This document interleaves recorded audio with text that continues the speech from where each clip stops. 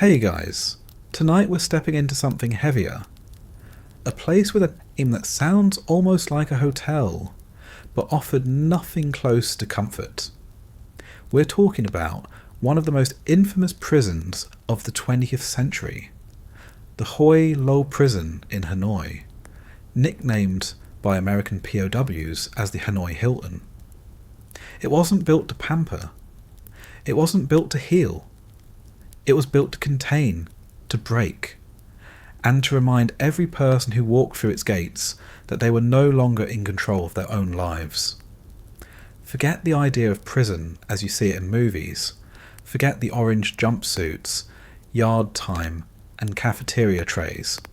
This was war, and war doesn't care about fairness. So, before you settle in, take a moment to breathe, get comfortable, dim the lights, and maybe let some background hum fill the silence. And as you do, imagine what it would be like to wake up not in your own bed, not in your own country, but in a cell half a world away, stripped of your freedom, your dignity, and in many cases even your hope. Congratulations! You've just been captured during the Vietnam War. The good news, you're still alive. The bad news, the hardest part of survival hasn't even begun. Welcome to the Hanoi Hilton. Not the kind with complimentary breakfast or a lobby fountain, but the one with iron gates, high walls, and the kind of reputation that followed it long before you ever saw it. Hanoi Lo prison. Built by the French in the late 1800s, it was meant to house Vietnamese political prisoners under colonial rule. Decades later, during the Vietnam War, it would flip roles, holding downed American pilots and soldiers in a place that was never designed for comfort, only control. The nickname Hanoi Hilton was a bitter joke. If you were unlucky enough to end up here, you knew that luxury wasn't on the menu. Survival was, and even that was questionable. Imagine the first thing you'd notice walking through those gates.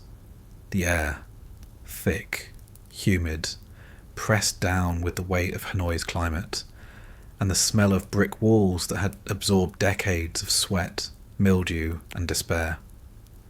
The building itself was heavy, dark stone, chipped and weathered, with bars that look more like scars than security.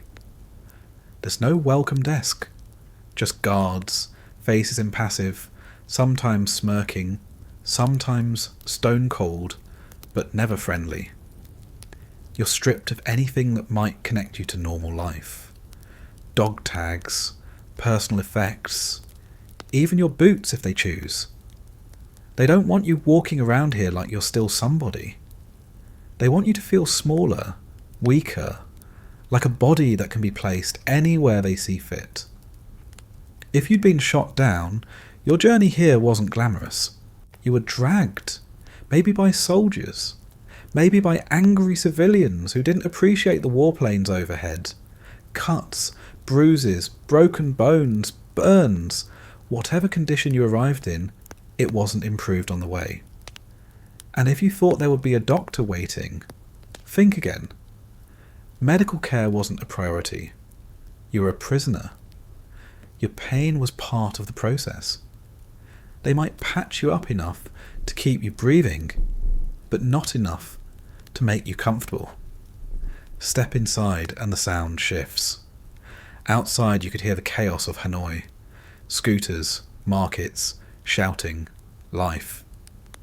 Inside it's quieter, but not peaceful.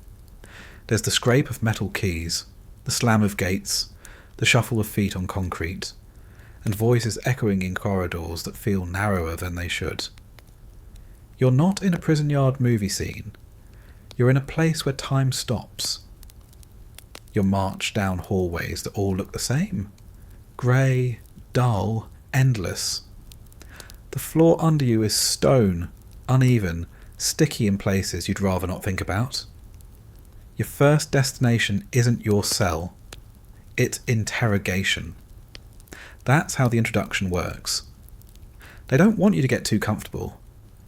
You're sat, maybe tied, maybe blindfolded, in a room where the questions begin. Who are you? What unit? What base? Names, numbers, details.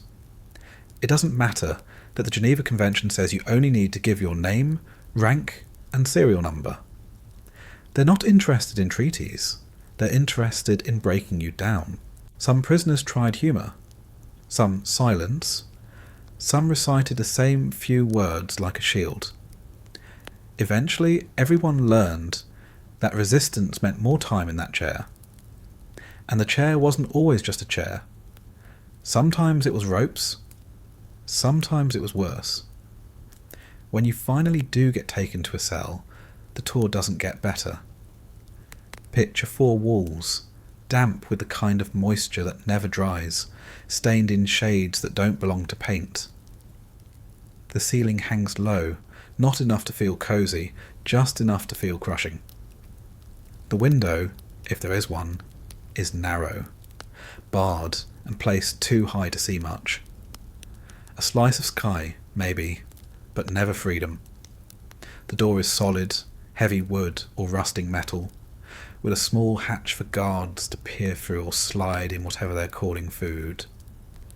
Privacy doesn't exist. The space is shared, sometimes with a cellmate, sometimes with several, sometimes with rats that didn't need permission to move in. The floor is concrete, cold in winter, hot in summer, always unforgiving. A mat, if you're lucky, lies in the corner. Straw-filled, thin, alive with insects. Blankets, if offered, are more like rags, never enough to fight the chill at night or the sweat during the day. The smell hits you before the reality does. A mix of human waste, mould, sweat, and whatever scraps of food have been left too long. Ventilation is almost non-existent, so every cough, every groan, every breath just lingers. You start to notice the small details, the scratches on the walls left by others before you, messages carved in faint lines, initials, maybe dates. Proof that someone else was here, that you're not the first to endure it. Sometimes those marks are the only company you'll have. They remind you that time passes, even when it feels frozen. At night, the noises are different. You hear doors slam, boots echo down hallways. Sometimes the muffled sounds of others being questioned. Yells, moans, or worse, silence after too much noise. Sleep doesn't come easy. When it does, it's broken by mosquitoes, the clang of a lock, or your own mind replaying the moment your aircraft went down. Dreams aren't an escape. They're just another layer of captivity. The guards enforce routine, but not in the predictable way. There's no reliable schedule, no clock, no certainty of when meals arrive or when you'll be pulled out for another round of questioning. That's part of the design. Keep you guessing, keep you off balance. The only reliable thing is that you are not in control. You're reminded of it constantly.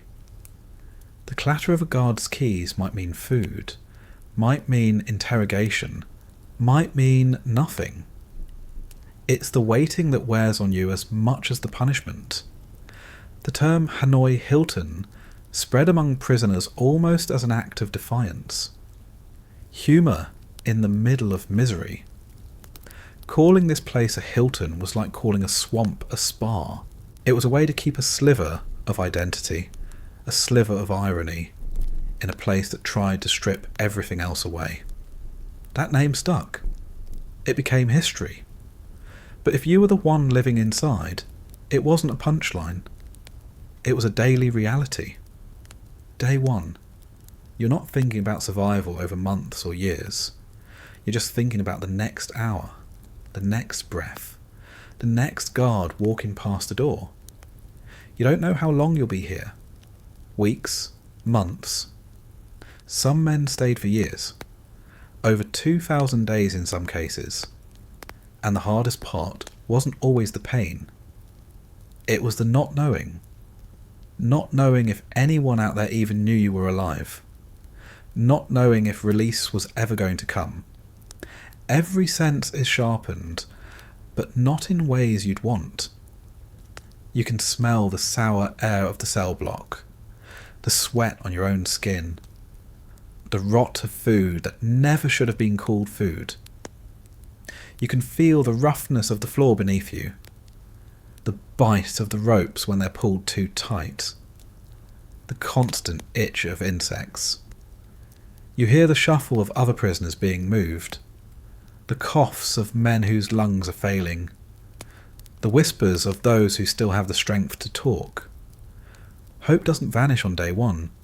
It lingers, thin and fragile, like a flame in the draught of a broken window. You cling to it, even when the guards try to stamp it out. You tell yourself someone will come. Someone knows. You weren't forgotten. And that thought, as shaky as it is, gets you through the first night. But as the sun rises the next day, and you wake up in the same cell, staring at the same stained wall, listening to the same echo of footsteps, you start to realise something. This isn't temporary. This isn't a layover. This is your new world. And it's not letting go anytime soon. The arrival isn't what you picture when you think of prison intake. There's no paperwork, no clipboard, no polite officer asking you to turn out your pockets. Arrival here is a blur of noise, blows and confusion. Most men came in after being shot down. Maybe it was an F4, maybe an A6, maybe a reconnaissance plane.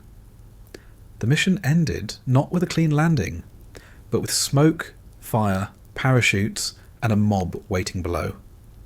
You might still be dazed from ejecting, ears ringing, body rattled from the shock of impact. If you broke bones, and many did, then every step toward captivity was another stab of pain. Capture started long before the gates of Hoa Lo. Vietnamese militia or angry civilians dragged you through villages, sometimes jeering, sometimes hitting, sometimes just staring like they were looking at something less than human. For them, you were a symbol of bombs dropping on their homes, and their anger didn't need translation. You felt it in every shove, every stone thrown, every voice yelling in a language you didn't understand, but didn't need to. By the time the guards got you, your uniform might already be stripped, your face swollen, your ribs sore from more than just the crash. The transport itself wasn't dignified. A truck, usually. Wooden benches, no cushioning, no medical treatment. If your arm was dangling or your leg bent wrong, you rode that way until the destination. The guards didn't rush. They didn't comfort. They didn't explain. They smoked, joked among themselves, maybe glanced back to see if you were still breathing. Every bump in the road was another jolt through your injuries. The truck smelled of fuel, dust, sweat, and sometimes the faint trace of blood from whoever was hauled in last. If there was more than one prisoner, you might exchange glances, but talking was rare. Every word could be overheard, and you didn't know yet if speaking would earn you another blow. The first real glimpse of the Hanoi Hilton came after the truck jolted to a stop and the doors slammed open. From the outside, it didn't look like a hotel or even much like a prison from the movies. High yellow walls, French colonial style, crumbling in places but still intimidating. The French had built it decades earlier for their own prisoners, and the Vietnamese had inherited it, repurposed it, filled it with new ghosts. At the top of the wall, shards of glass and barbed wire glinted. The gate itself was heavy, black iron, and it didn't swing open with any grace. It groaned, like even it hated the work it was doing. Inside the courtyard, you weren't welcomed. You were dumped. Guards shouted orders, pushed you into line, sometimes blindfolded you. The air smelled of damp stone, coal smoke, and the sour tang of too many men packed too close together. Your boots scuffed across uneven stones. If you were wounded, you stumbled. Sometimes they laughed. Sometimes they shoved you forward harder. The courtyard was enclosed. No sky except the slice overhead. No view of the outside world. Whatever horizon you once knew was gone the second those gates closed behind you. Processing didn't take long. No forms, no mugshots.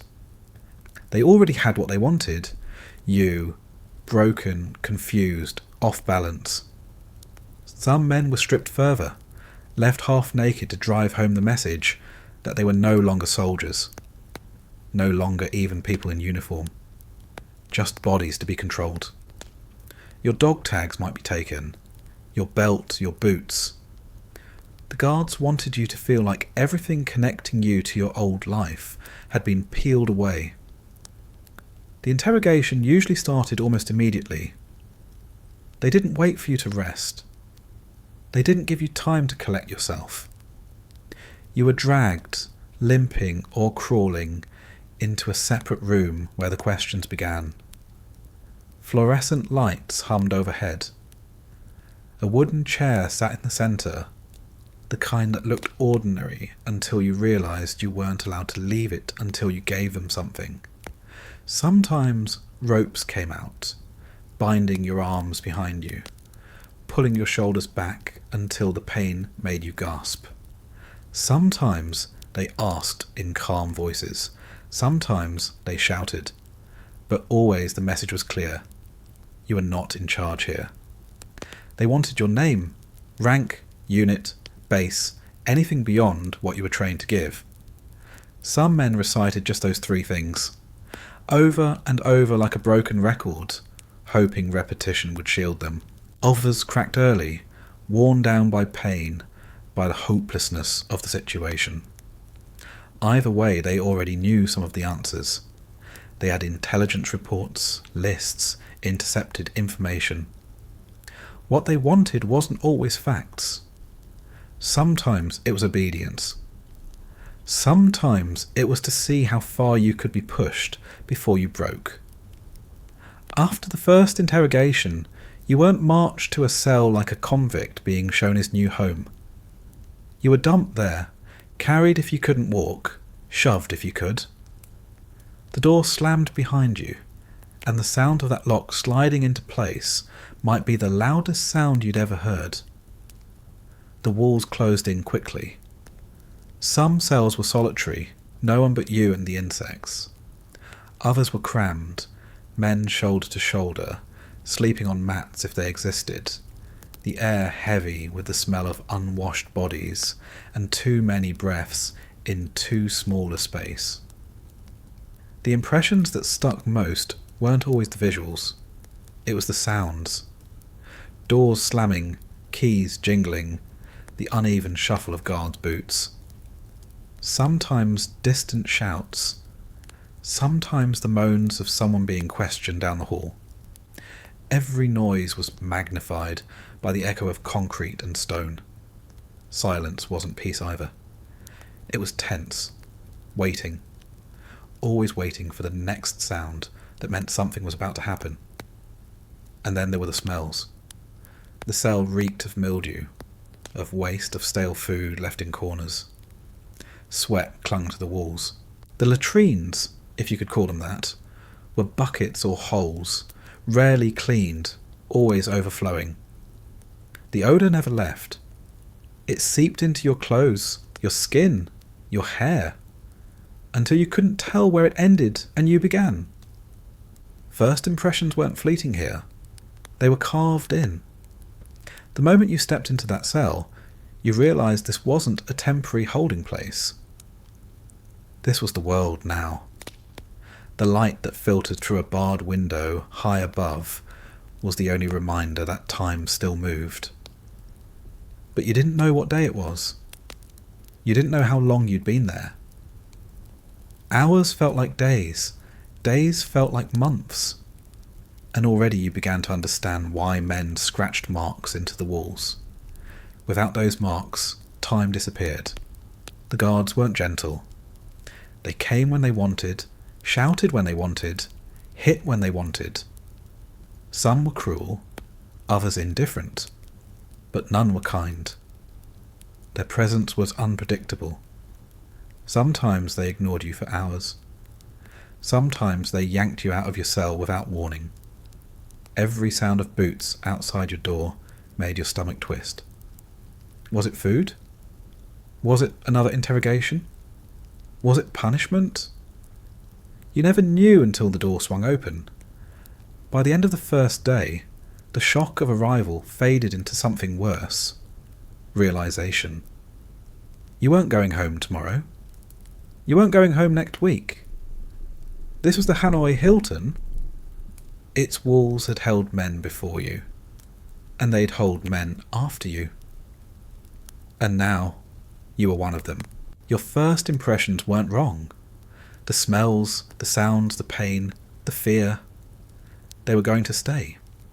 And as the lights dimmed, as the cell grew darker, as the air grew heavier with the night, you found yourself staring at the cracks in the wall, listening to the faint drip of water, and wondering just how long you could endure. Because this was only the beginning. The cell was not just a place you were kept, it was the universe that closed around you. The first time the heavy door shut and the lock snapped, the sound lingered in your ears long after the guard's footsteps faded. That one echo told you more than words ever could. You were sealed in, and for however long they decided, this was where your body and mind would remain. The room wasn't large. Calling it a room was generous. It was a box. The walls were stone, thick enough to muffle outside life, but thin enough to carry every groan, cough, and muffled cry from nearby cells. The surfaces sweated with moisture in the monsoon season and froze stiff in the winter. Water streaks ran down corners where leaks had carved trails over years of neglect. When you leaned against the wall, it clung cold and damp to your skin, as though the building itself was alive and feeding on your discomfort. The floor was worse. Cracked concrete, sometimes with pits that collected standing water, sometimes with jagged edges that caught your bare feet. You tried to find one patch smoother than the rest to sit or lie down on, but there was never real comfort. If you were lucky, a straw mat was thrown in, thin, infested, barely enough to lift you a fraction above the cold ground. More often, it was just the bare floor, a surface that seemed designed to grind you down as days passed. Space was suffocating. Some cells held one prisoner, others crammed in several. Shoulder to shoulder, knee to knee, every shift of position meant bumping into another body. Privacy disappeared. You slept, ate, groaned, and relieved yourself within arm's reach of others. Solitary wasn't much better. Alone in the silence, you became your own company, trapped with only your thoughts, which sometimes screamed louder than any guard ever could. The air was heavy. There was no circulation, no breeze. A small barred opening near the ceiling sometimes let in a faint shaft of light, sometimes just insects. At night, it became a funnel for mosquitoes, their whining buzz circling your ears until you slapped at your own skin in the dark.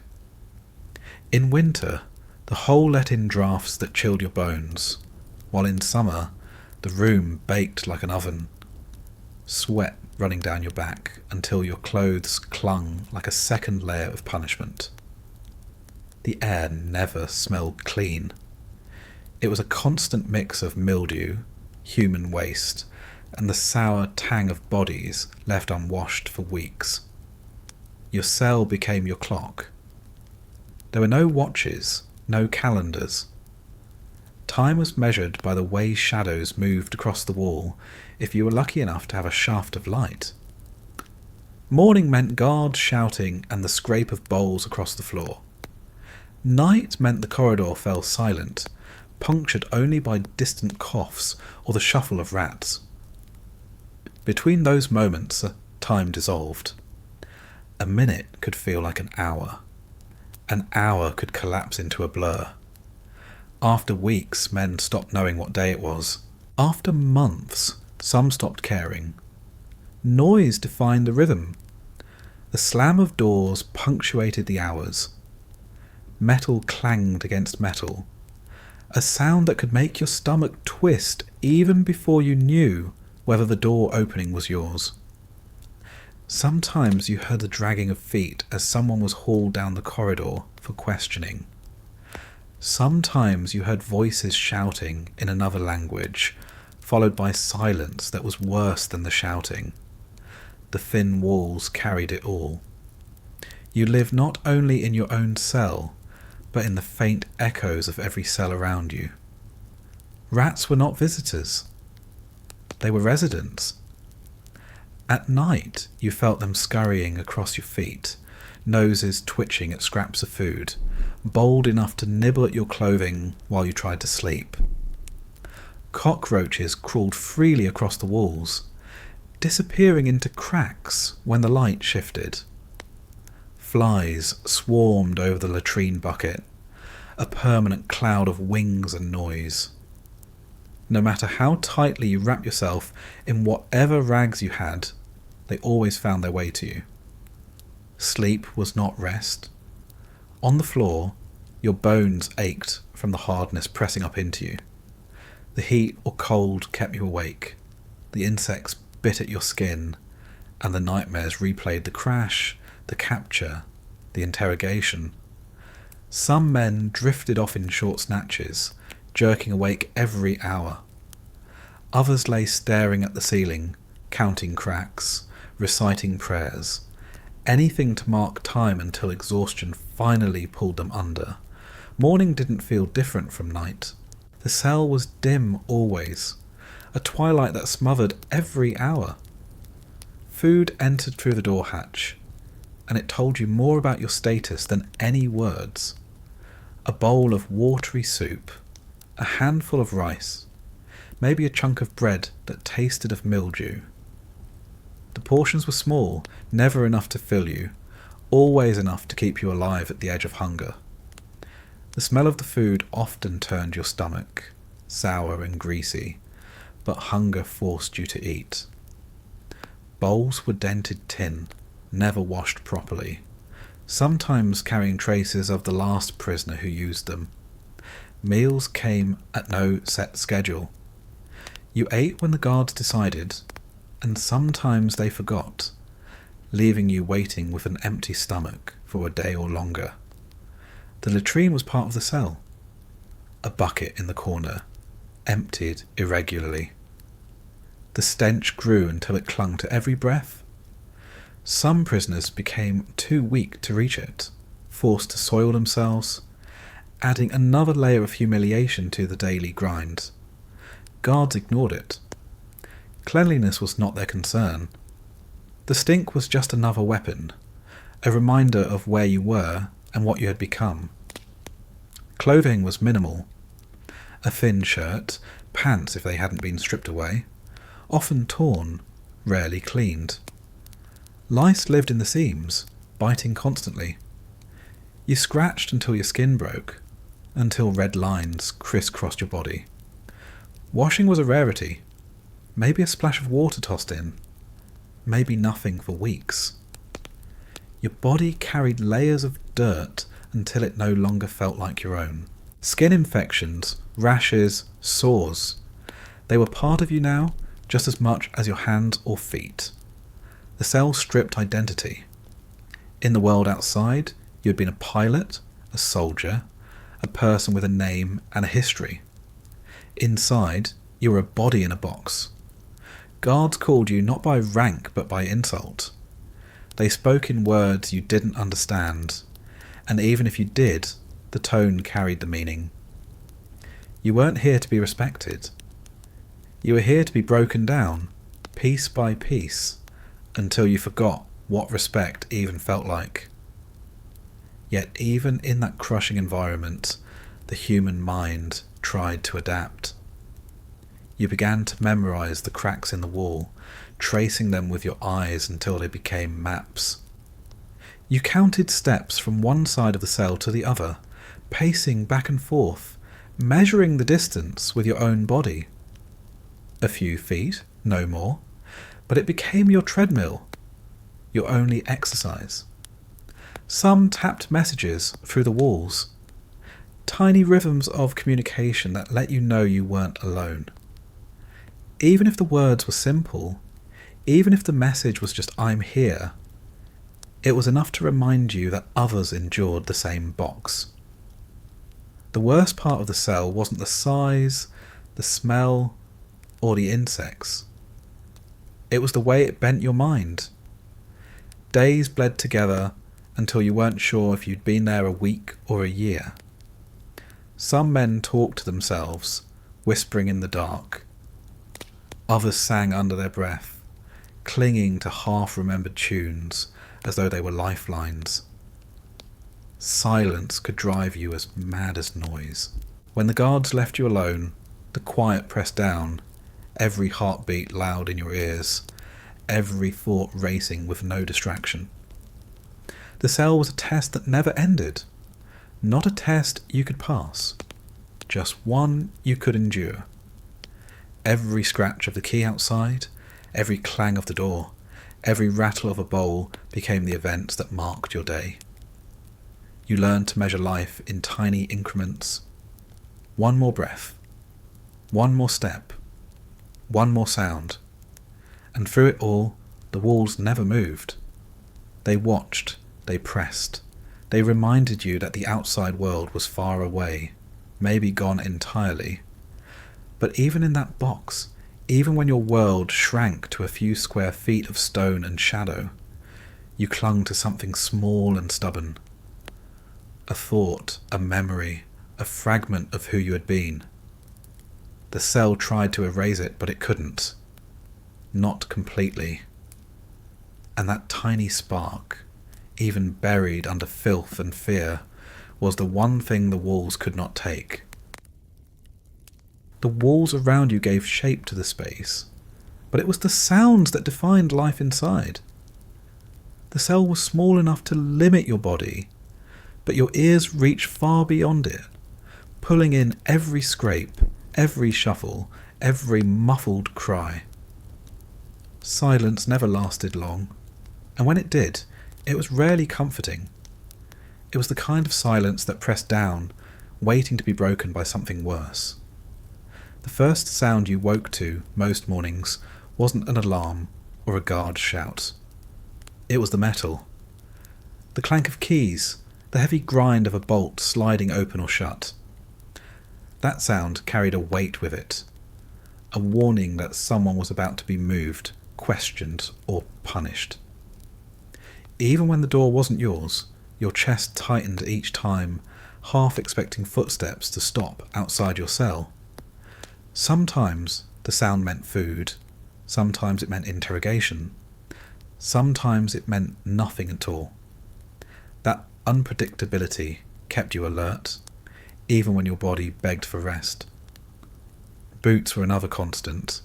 They echoed differently depending on who wore them. Slow, heavy steps with no urgency often meant guards doing their rounds, more interested in making noise than in checking anything. Quick, sharp steps usually signalled orders being carried out, someone being dragged, a group being shifted. You learn to read the mood of the prison by the rhythm of footsteps in the hallway. Loud stomps often meant anger, and anger never stayed in the hall. From nearby cells, the noises were more human. Coughs racked with illness, wheezes that grew weaker as days stretched on. The sound of someone whispering prayers, soft enough to be drowned by the shuffle of guards, but still reaching your ears in the quiet hours. Some men talk to themselves, muttering names, ranks, bits of memories. You didn't need to see them to know what they were doing.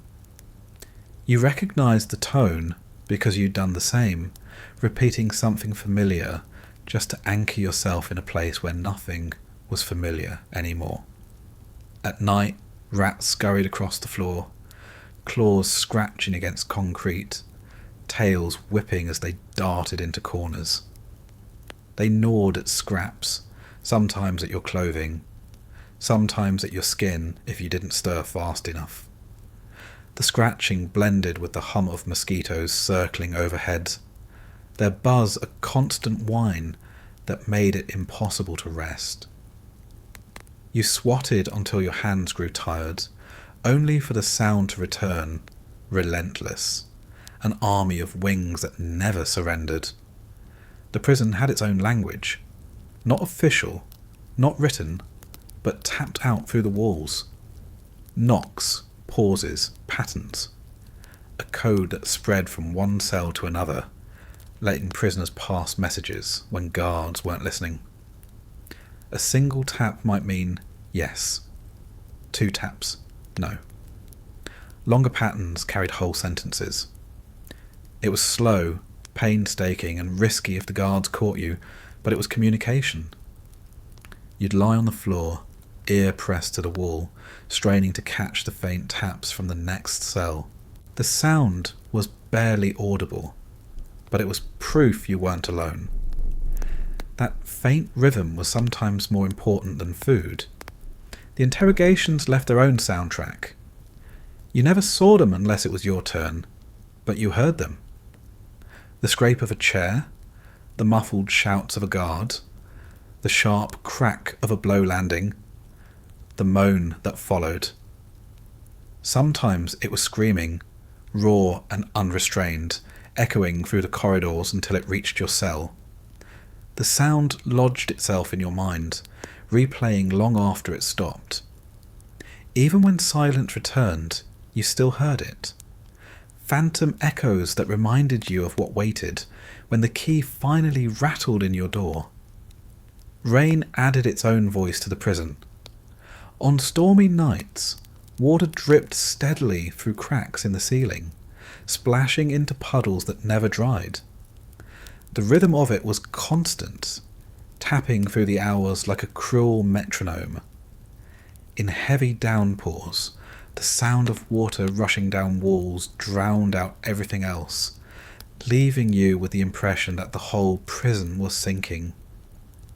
For a moment, you could almost imagine the walls dissolving, the stone giving way to the flood, until the storm passed and the silence returned, heavier than before. Even the guards' voices became familiar. You couldn't always understand the words, but the tone told you everything. Barked orders carried anger. Laughter at your expense carried disdain. Sometimes they spoke in casual, almost friendly tones among themselves. A reminder that for them, this was just work. Their laughter echoed differently than the prisoners' whispers. It was louder, freer, and it stung because it reminded you what you had lost. Insects filled the gaps between larger sounds. The prison buzzed with life that didn't care about walls or war. Flies droned around the latrine bucket, their constant hum a backdrop to every meal. Mosquitoes whined in your ears, driving you half mad with the endless cycle of bites. At night, crickets chirped outside, faint but steady, their rhythm strangely comforting compared to the chaos inside. Nature didn't stop just because men built walls. Its sounds seeped in, reminding you there was still a world out there, even if you couldn't reach it. Your own body joined the chorus. The gurgle of an empty stomach, the rasp of breath in the humid air, the thump of your heartbeat when footsteps approached. coughs echoed against the walls, each one sending a stab of pain through your chest if illness had taken hold. The scratching of your own fingernails against bites and rashes filled the silence when you couldn't stay still. In the absence of freedom, your body became another noisemaker, one you couldn't escape. Sometimes, though, the loudest sound was inside your head. Memories replayed with their own soundtrack. The roar of the jet engine, the blast of anti-aircraft fire, the sudden silence after ejection. Voices of friends, family, crew members, all replayed in the dark as though they were still with you. You clung to the sounds, even as you wondered if you'd ever hear them again in reality. Imagination filled in where the prison left gaps, but imagination was a double-edged sword. The same mind that gave you comfort also brought nightmares, screams that weren't happening but felt real enough to jolt you awake. Every sound in the Hanoi Hilton carried weight. None were meaningless. A key could mean food or torture. A footstep could mean company or punishment. A cough could mean someone was still alive or someone was fading. Silence could mean a break, or it could mean something worse had happened. You never heard anything casually. Every sound was a message, and you spent your days straining to decode them, even when they had no meaning at all. After weeks, you began to notice patterns. Guards tended to walk the halls at certain times, though never consistently. Meals came with certain clatters, a specific rhythm of bowls sliding along the floor. The tapping from other cells followed rules, a secret order that you learned piece by piece until you could tap back with confidence. These patterns didn't give you control, but they gave you something to hold on to. Predictability in a place designed to be unpredictable. The longer you stayed, the more the sounds became part of you. The slam of a door no longer made you jump as high, though your stomach still clenched. The rats scurrying across the floor became as normal as your own breathing. The coughs of men in nearby cells became background noise, reminders of company rather than interruptions. Even the interrogations, as horrific as they sounded, became part of the rhythm. You never stopped dreading them, but you stopped being surprised. The soundtrack of captivity was brutal, but it was steady, and your mind learned to survive by adapting to it. But adaptation didn't mean peace. Every sound still carried tension. Every silence still carried weight. You could never forget where you were. The walls limited your body, but the sounds reminded you, every hour of every day, that you were in the Hanoi Hilton, and that it was listening just as much as you were. Food was never about nourishment here. It was about keeping you just this side of starvation. The prison kitchen didn't prepare meals with variety, taste, or nutrition in mind. It prepared rations that met the bare requirement of keeping a prisoner alive and uncomfortable. The bowls came at odd hours, sometimes twice a day, sometimes only once, sometimes skipped altogether if the guards decided it was punishment day. There was no schedule to trust, no mealtime bell, no routine to soften the edges of hunger. You sat and waited, stomach hollow, until the metal hatch clattered open and a dented tin bowl slid across the floor with a greasy scrape. What sat inside the bowl was rarely appetizing. A watery soup that looked more like dishwater than food, cloudy with floating bits of cabbage stem, papaya, or some unidentifiable leaf that had wilted long before it hit the pot. Sometimes there were a few grains of rice at the bottom, swollen and mushy from overcooking. Occasionally, a cube of pork fat or a tiny fish head stared up at you, eyes clouded, body missing. The smell was sour, salty, and faintly rancid, as though the ingredients had been on their last legs before they were boiled into the pot. Rice was the staple, if you could call it that. A lump pressed together in the corner of the bowl, sticky, hard, sometimes crawling with weevils. You picked at it anyway. The bugs were protein after all, and you didn't have the luxury of being picky. Hunger taught you quickly that you ate what you were given, no matter how it looked, no matter how it smelled, no matter if it moved. Bread occasionally appeared, a chunk so dense it could have been used as a weapon. The crust was tough, the inside dry, and the taste faintly mouldy. You tore at it with teeth that were already loose, gums bleeding, jaw aching, and swallowed without chewing properly, because chewing took more energy than you had. Sometimes the bread disintegrated into powder in your mouth, leaving you with nothing but a dry throat and a reminder that water was never guaranteed either. On rare days, a thin strip of meat found its way into the bowl, pork skin, chewy and rubbery, or a sliver of fish that smelled stronger than it tasted. The pieces were never enough to fill you, only enough to remind you of what real food once was. They were bones to gnaw on, scraps to lick clean, symbols of what was withheld more than actual sustenance. Vegetables, when they came, were wilted greens floating in greasy broth, stalks tougher than the wood of the spoon you used to eat them. Sometimes pumpkin, stringy and watery, sometimes morning glory, limp and bitter. There were no fresh salads, no crisp bites. Everything was soft, soggy, boiled down to the same dull flavour that coated your tongue and lingered for hours. The bowls themselves were their own ordeal. Metal, dented, coated in layers of grease and grime that never washed off. Sometimes they carried the faint trace of soap, more often the faint trace of the last prisoner's meal. They clattered against the floor when delivered and scraped across the ground when retrieved, never cleaned properly, never cared for.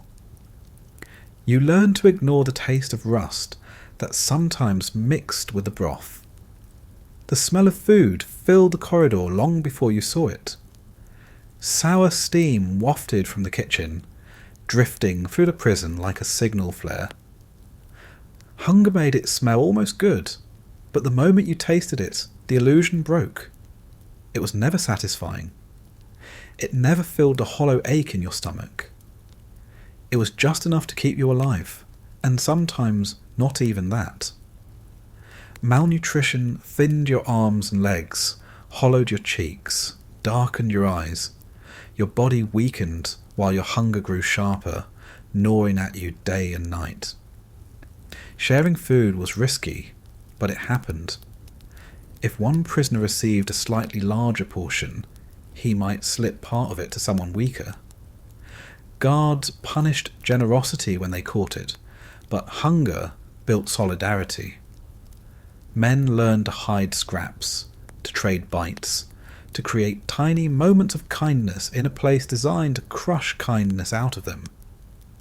A few grains of rice passed from one hand to another could mean the difference between despair and endurance.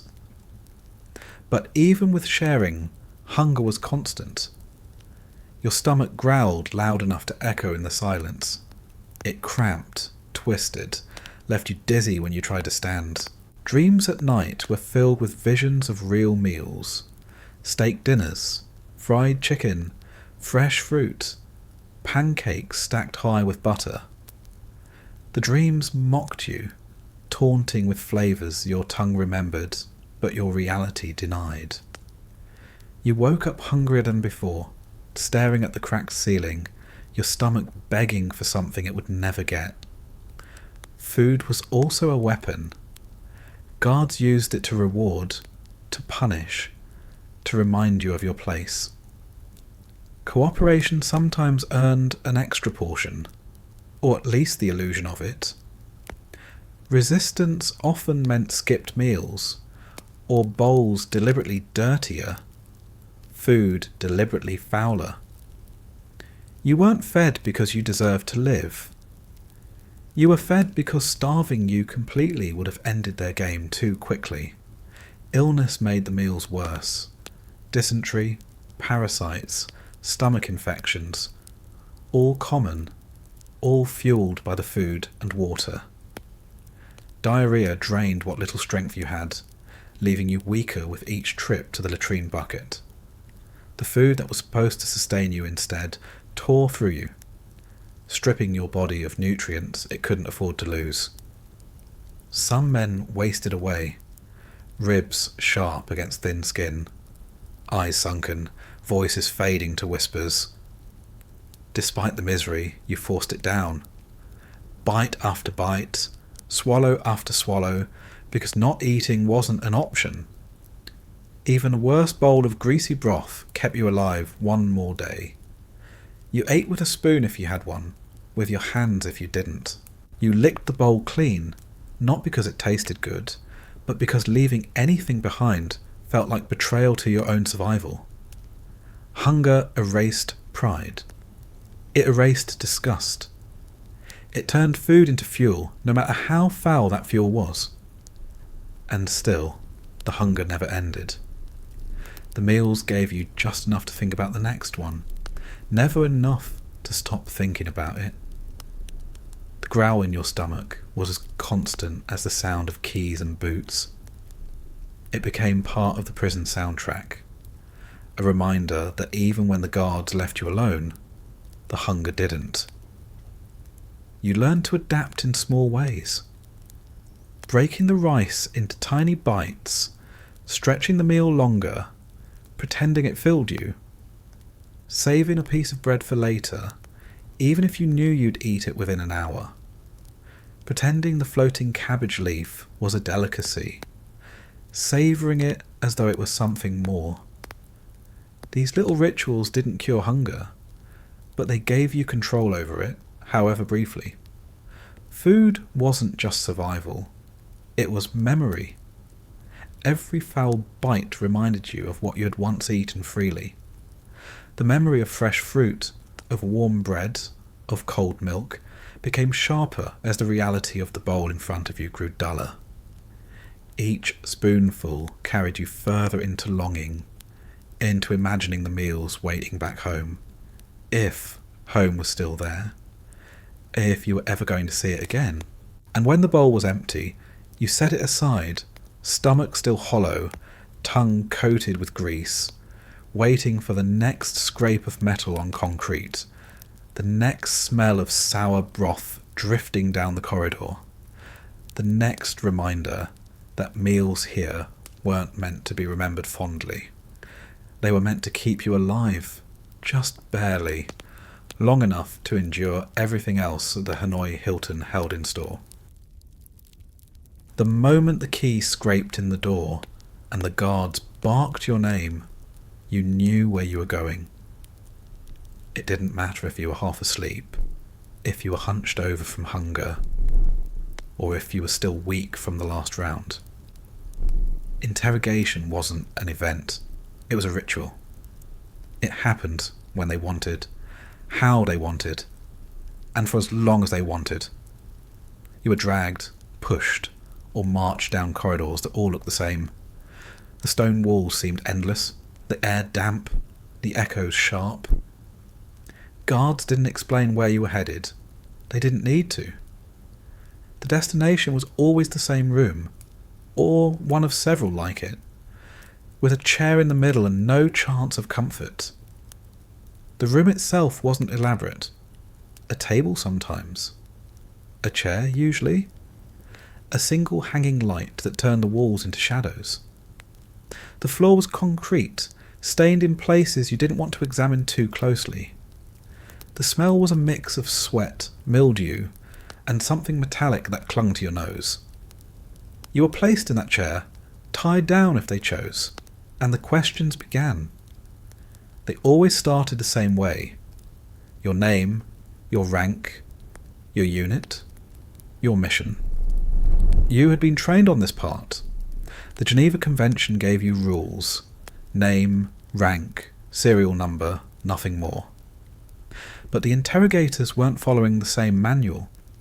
They weren't looking for cooperation. They were looking for control. Every answer you gave was a foothold for them, and every refusal became an excuse to push harder. The methods varied. Sometimes it was just words. Long questions, repeated endlessly, designed to wear you down. They circled back again and again, asking the same things in different ways, waiting for you to slip. Hours blurred together in that chair while they kept talking, voices sharp or calm, sometimes switching roles between good cop and bad cop, though there was rarely any real good in the room. Other times, words weren't enough. Ropes came out.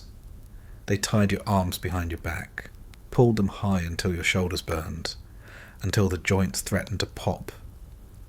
They bound your ankles, forced you to kneel, stretched you into positions that made every muscle scream. Pain became the language of the room, and they spoke it fluently. Slaps, punches, kicks. Those were the simplest tools, crude but effective. A blow to the stomach knocked the breath out of you. A strike across the face left your ears ringing, your vision blurred. They weren't trying to kill you. They wanted you alive, talking, bending. Pain wasn't the end. It was the means. Sleep deprivation played its role too. Sometimes they kept you in a room all night under the bright light, questions circling endlessly until exhaustion blurred your thoughts. Your head sagged, your eyes closed, and then a sharp shout jolted you awake again. Hours turned into days when you couldn't rest, when every second was filled with questions, accusations, commands. There were subtler methods as well. Isolation, silence. They left you tied to the chair, alone, the light glaring, the door closed. Time lost meaning as you sat there, muscles aching, lips dry, head heavy. The anticipation of the next question, the next blow, was sometimes worse than the event itself.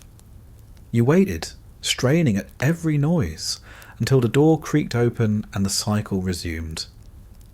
The questions weren't always about military secrets. Sometimes they were absurd. They wanted you to sign statements you didn't understand, confessions written in a language you couldn't read. They wanted you to admit to crimes, to denounce your country, to become part of their propaganda. They pushed for words they could put on paper, not because they mattered to you, but because they mattered to them. You resisted as best you could. Some recited their name, rank, and number like a prayer. Over and over, no matter what they asked, no matter how many times they demanded more. It was a shield, thin but steady. Others tried to stall, to confuse, to give answers so vague they meant nothing. But everyone had a breaking point. Hunger, exhaustion, pain, they wore down even the strongest resolve. When you broke, it didn't always mean shouting secrets. Sometimes it meant signing a paper just to make the beating stop. Sometimes it meant speaking a few words into a recorder, repeating lines fed to you through clenched teeth. The interrogators didn't need truth. They needed compliance. They needed proof to show their superiors, proof that you could be bent. And once you broke, even a little, the shame was worse than the pain. Back in your cell, you replayed it over and over. The moment you signed, the moment you spoke, the moment you gave them something you swore you never would. The guilt sank deeper than the bruises, a weight that pressed harder than the ropes. You wondered if others had held out longer. if you had failed where someone else had succeeded, that shame was part of the ritual too. It isolated you, even among your fellow prisoners. But the truth was, almost everyone broke at some point. Some quickly, some slowly, some only after months. The human body had limits, and the interrogators knew how to find them.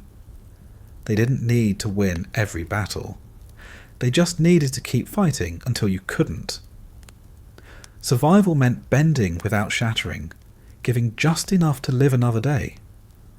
Communication between prisoners became vital here. Tapped messages carried warnings, encouragement, reminders that no one was alone in the ritual. Men shared what to expect, what questions came most often, what tricks the interrogators used. Knowledge was power, even in fragments. A tap on the wall telling you, "Don't sign," or "Hold steady," could mean the difference between despair and endurance. Sometimes interrogations ended abruptly. The questions stopped, the ropes loosened, the guards yanked you to your feet and marched you back down the corridor. You stumbled into your cell, body aching, vision swimming, head pounding with every heartbeat. The door slammed shut, and you collapsed onto the floor, too weak to move, too wired to rest. The silence after interrogation was its own punishment. Your ears rang with echoes, your body twitched with aftershocks. Your mind replayed every second in endless loops. And just when you began to settle, the key scraped again, and it started all over. There was no rhythm, no predictability. That was part of the design. You never knew when it would come. The fear of the next round haunted you, even when the door stayed shut. The ritual wasn't confined to the room with the chair. It followed you back to your cell, into your dreams, into every waking thought. The ritual also served another purpose. It reminded you constantly that you had no control. You didn't choose when to speak, when to move, when to eat, when to sleep. They chose. They reinforced it in every detail, every shout, every strike, every silence. Even when you resisted, even when you clung to your own words, the ritual chipped away at your sense of self. That was its true power. Some men learned to find small victories, holding out one more hour, refusing to sign one more statement, saying nothing during one more round. These weren't victories anyone outside the prison would ever see, but inside, they mattered. They kept you anchored, kept you human, kept you from disappearing into the ritual completely. And in the end, survival wasn't about never breaking. It was about enduring the ritual long enough to walk back to your cell. Long enough to wake up the next day. Long enough to keep breathing while the door stayed shut. The interrogations didn't end until they decided, but neither did your will to outlast them, however battered it became. Sleep here was not really sleep. It was a negotiation with exhaustion, a temporary truce between your body and the walls around you. In the outside world, closing your eyes meant rest. In this place, closing your eyes meant stepping into another form of captivity, one shaped by hunger, pain, insects, and the endless sounds of the prison. The floor was your bed. Concrete, cracked, cold, or burning hot depending on the season. If you were fortunate, a thin mat of straw separated you from the stone. The mat was rarely clean. Lice burrowed in, fleas leapt out, the straw sharp enough to poke through your skin. Lying on it was a choice between itching or aching. The blankets, when provided, were stiff with dirt, heavy with mildew, damp in the humid months, stiff as boards in the winter. Pulling them around you offered little warmth, but not pulling them left you shivering. Your body rarely relaxed. Bones pressed into the floor, joints stiffened, muscles cramped from hours of forced positions. You tossed, but tossing only moved the pain from one side to the other. Sleep came in fragments, stolen minutes between discomforts. You never woke refreshed. You woke groggy, stiff, sometimes unsure if you had actually slept at all or if you had just drifted into a haze for a few minutes. The sounds were constant companions. The scrape of rats' claws, the whine of mosquitoes circling your ears, the distant cough of another prisoner. Keys clattering in the corridor jolted you upright before you even realised it, adrenaline spiking as you waited to see if the door would swing open. Boots stomped past, sometimes stopping, sometimes not. Even when they didn't stop, the fear that they might kept your body alert, never fully letting go into rest. Light was another enemy. A single bulb might burn all night, buzzing overhead, never allowing true darkness. Or worse, the cell was left in total darkness, the kind that pressed against your eyes and left you unsure whether you were awake or dreaming. In daylight, a small barred opening near the ceiling cast a faint glow. Not enough to see clearly, just enough to outline the cracks in the walls. Your eyes strained for any shift, any change, to mark the hours. Without clocks, without schedules, you couldn't tell how long you had slept, how long you'd been awake, or whether the next day had already begun. Dreams were rarely kind. They replayed the crash, the capture, the interrogations. In some dreams, you were still flying, only to feel the sudden blast that tore your aircraft apart. In others, you were back home, sitting at a table with a hot meal, only to wake with the taste of sour soup still in your mouth. Sometimes dreams blended with reality until you weren't sure whether you had actually heard a guard's voice or had just imagined it. Waking from those dreams left you shaken, because reality was rarely better than the nightmare. Hunger followed you into sleep. Your stomach growled even as your body tried to shut down. The emptiness ached, a hollow cavity that pulsed with each heartbeat. You dreamed of food, smelled food in your sleep, reached for it only to wake with nothing. Hunger stole rest as effectively as any guard. Even when you drifted off, your body never forgot it was starving. Illness added another layer. Fevers left you sweating through thin rags, tossing restlessly, muttering half-formed words into the dark. Dysentery meant constant trips to the latrine bucket, each one dragging you out of whatever shallow sleep you had managed. Coughs rattled your chest, shook your ribs, left you gasping for air. Sleep wasn't healing. Sleep was a battleground, where your body fought itself as much as the prison. Some men found routines to cope. They whispered prayers before lying down, reciting familiar words to anchor themselves. Others hummed songs under their breath, lullabies remembered from childhood, steady rhythms that helped them drift.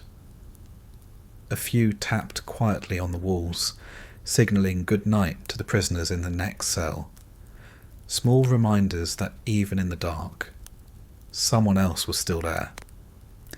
These rituals didn't bring true rest, but they softened the edges of the night. Cold seasons brought their own misery.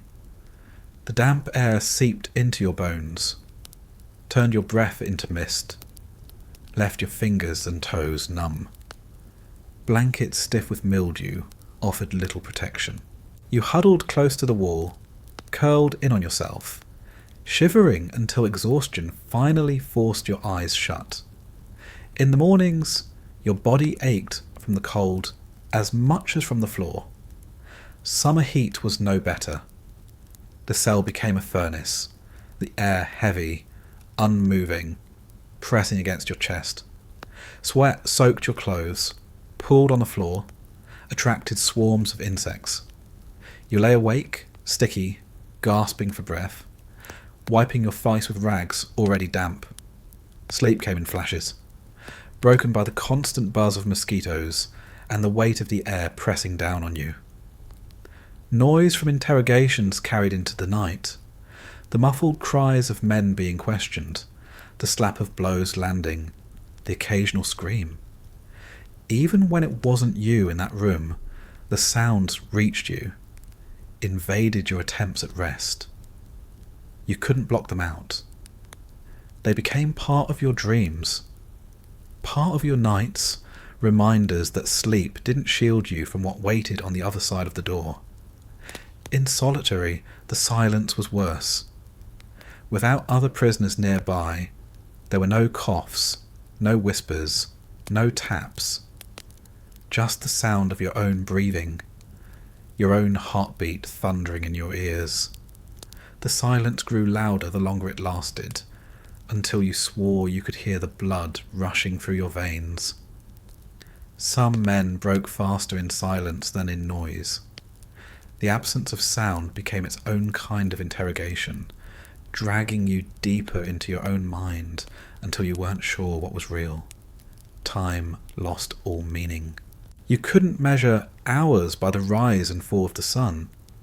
You couldn't measure nights by the ticking of a clock. Days bled into nights. Nights bled into days. And sleep was scattered in fragments throughout both. Sometimes you drifted off in the middle of the day, only to be jolted awake by a guard's shouts.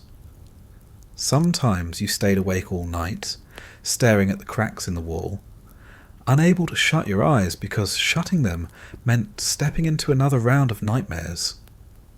Even when you did sleep, your body didn't recover. The thin meals, the constant stress, the untreated illnesses, they wore you down faster than rest could build you back up. You woke just as weak as when you lay down, sometimes weaker. The circle of fatigue never broke. You were always tired, always hollow-eyed, always half a step behind your own exhaustion. And yet, in rare moments, sleep gave you something. A dream of home so vivid, you could almost taste the food, hear the voices, feel the warmth of another bed. A memory replayed so clearly, you could almost believe you were there again. These dreams hurt when you woke, but they also kept you alive. They reminded you of a world outside the walls, a world that might still be waiting if you survived long enough to see it. In the end, sleep in the Hanoi Hilton wasn't rest, wasn't escape, wasn't comfort. It was survival in another form, a few stolen minutes here, an hour there, just enough to keep your body moving, your mind functioning, your heart beating. It was broken, shallow, fragile, but it was enough to carry you from one day into the next, from one interrogation into another, from one bowl of soup to the next scrap of bread. It was enough to keep you alive, even when everything else tried to keep you awake. What you wore in the Hanoi Hilton was not about comfort, style, or dignity. It was about survival. And even then, barely. Clothes here weren't uniforms, weren't outfits. They were rags. Thin layers of fabric, often torn, stained and crawling with insects. The moment you arrived, whatever you had been wearing when captured was stripped away or left to rot on your body until it disintegrated. The clean, pressed flight suit you climbed into before your mission had no place inside these walls. Most men ended up with a set of prison-issue garments, though calling them garments was generous. A shirt so thin it was practically see-through, pants with seams frayed and holes widening with every move, sometimes nothing at all depending on the mood of the guards. Some prisoners spent months half naked, stripped to shorts or underwear that offered no warmth in winter and no protection in summer. The lack of clothing wasn't just neglect, It was part of the design. A body stripped of clothing felt more exposed, more vulnerable, more animal. The fabric clung to your skin like sandpaper. It scratched, itched, rubbed raw spots into your shoulders and thighs. Washing was rare, so the sweat and filth built up until the clothes became stiff, heavy with grime, carrying a smell that never left. Every fold of the fabric itched with lice, the seams full of tiny bodies biting day and night. You scratched until your skin bled, streaks of red on the pale thin fabric. There was no soap, no clean water to scrub them. Even if there had been, there was nowhere to hang them, nowhere to dry them, nowhere to escape the filth. Shoes were a luxury. Many prisoners had none. Bare feet slapped against cold concrete, pressed into puddles, scraped against sharp stones hidden in the floor. In summer, the heat from the ground burned your soles. In winter, the cold cut into your bones through skin and callus. Infection spread from small cuts. Toenails blackened and fell off. Blisters turned into sores. If shoes were given, they were little more than scraps of leather, falling apart after weeks, the stitching unravelling until you were better off barefoot anyway. Underwear, when it existed, was a ragged strip of cloth barely holding together. More often, there was nothing. Skin rubbed against rough pants, chafing raw with each step, sores opening and festering without care. The humiliation of it was part of the point. Dignity disappeared when you had to crouch in a cell with nothing covering you, when guards barked orders at you while you stood nearly naked, when illness left you with no way to hide. Season after season, the clothing failed in different ways. In the humid summer, sweat soaked the thin fabric until it clung like a second skin. Heavy, suffocating, impossible to peel off. In the cold months, the same thin shirt offered no protection. You shivered through the night, pulling rags tighter around yourself, curling into a ball to preserve any hint of body heat. The fabric stiffened with frost, damp with mildew, heavy with the smell of mould. There was no winter coat, no blanket warm enough to make up for it. The guards sometimes used clothing as a tool. Extra layers could be a reward. A blanket might be tossed into the cell after cooperation. Refusal could mean being stripped entirely, left to shiver through the night without even rags to cover yourself. Clothes were never yours. They were reminders that everything you had was given or taken at someone else's will. Lice and fleas were constant companions. They nested in the seams, hid in the folds, crawled across your body at all hours. Scratching became automatic. Your skin bore red tracks from nails dragging across bites. Infection spread from open sores. Skin peeled and cracked. Rashes covered arms and legs. Some men used scraps of metal to scrape themselves raw, desperate for relief. It never lasted. The bugs always came back.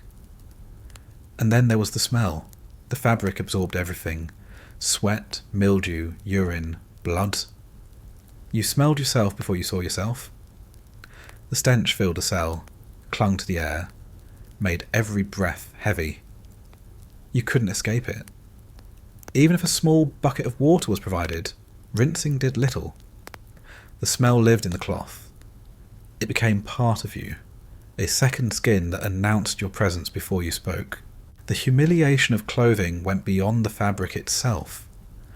Guards mocked the rags, laughed at the sight of prisoners stumbling barefoot, sneered at the smell.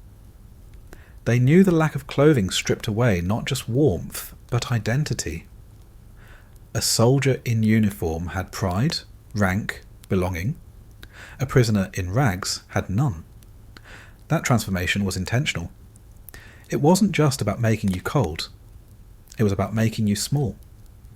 Some men tried to hold on to dignity in small ways, folding the ragged shirt carefully at night, even when it was filthy, tying a scrap of cloth into a belt to keep pants from falling, using threads pulled from seams to stitch holes closed.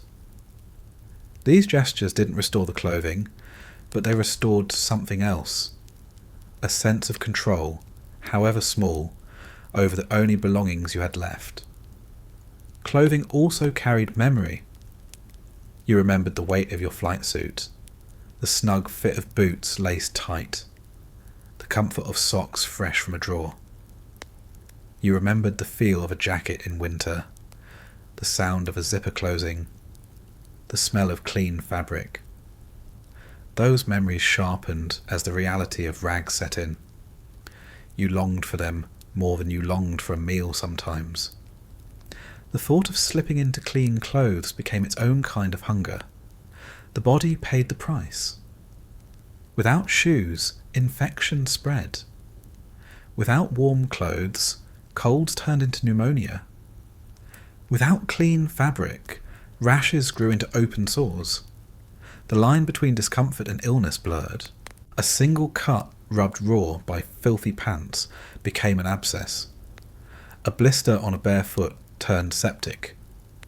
The fabric didn't protect you. It punished you, dragging your body down along with your mind. Even so, clothing mattered because it was all you had. A ragged shirt could be wrapped tighter at night. A strip of cloth could be used as a bandage.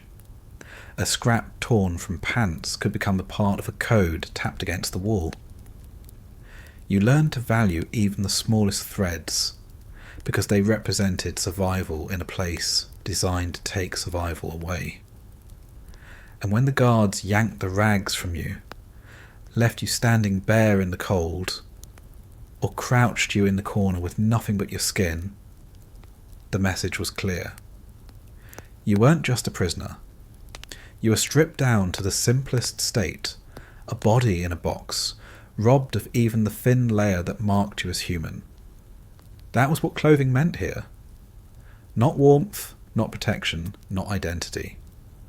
Just another weapon, another reminder, another piece of your life controlled by the sound of keys and the will of the guards. The days inside the Hanoi Hilton didn't follow calendars. They followed repetition. The routine wasn't really a schedule. It was the absence of one. Every hour blurred into the next, until time itself felt like another form of confinement. Your life reduced to a cycle of waiting, pacing, scratching, and trying not to fall apart in the middle of it all. Morning didn't start with sunlight. The walls were too thick, the windows too small. Morning started when the guards decided it did. Sometimes it was the scrape of a bolt sliding open. Sometimes the bark of an order. Sometimes the clang of bowls being shoved through the hatch. You were never sure if it was truly morning, or if they had simply chosen that moment to call it so. Hunger made you hope it was breakfast. Fear made you hope it wasn't interrogation.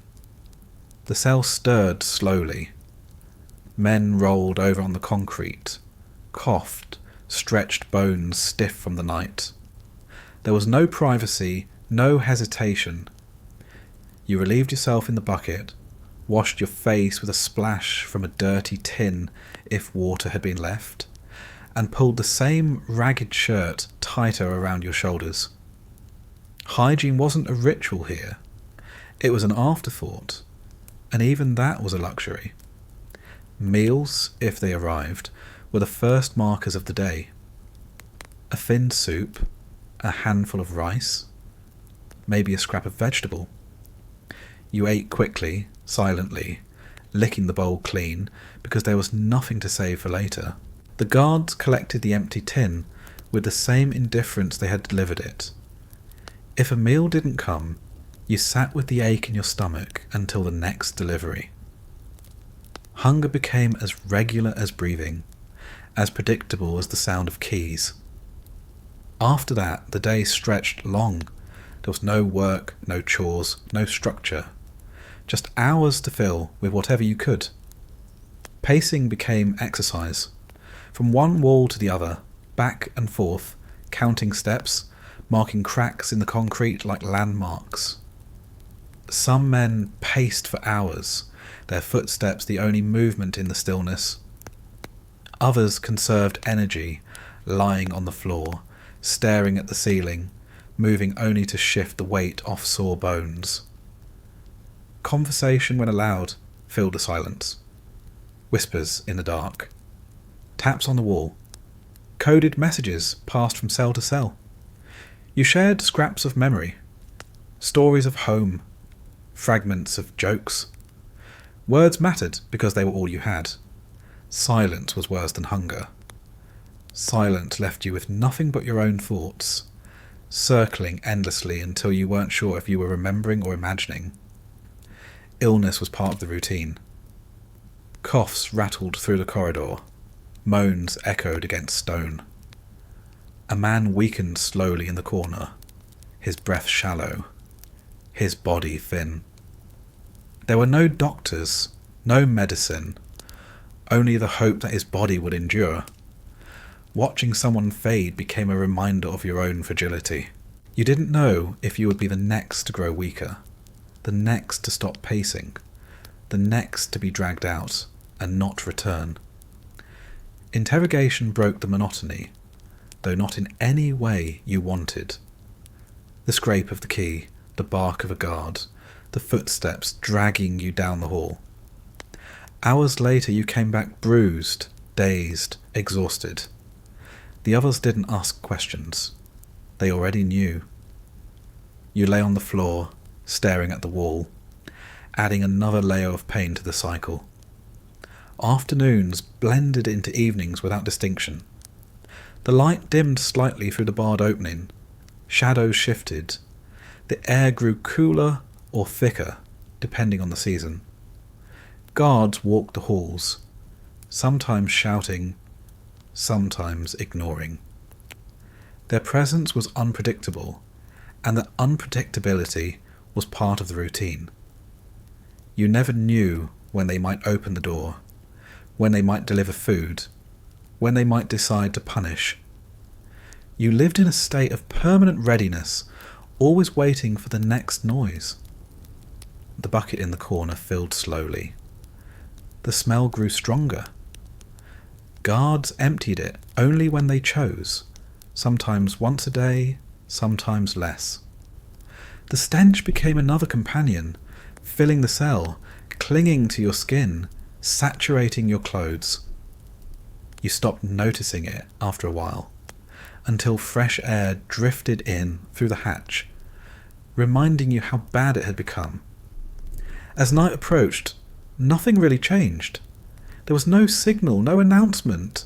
You lay down on the floor, pulled the ragged cloth tighter, and tried to find a position that didn't leave your bones aching. The sounds of the prison continued. Keys, boots, coughs, rats. Sleep came in snatches, broken by nightmares, broken by fear that the door might open at any moment. Days stacked on days. You stopped counting. Without calendars, without clocks, time became a blur.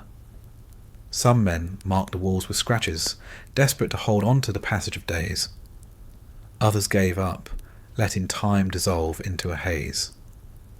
The only markers were the interrogations, the meals, the rare moments of contact with another prisoner. The rest was nothingness, stretching out endlessly.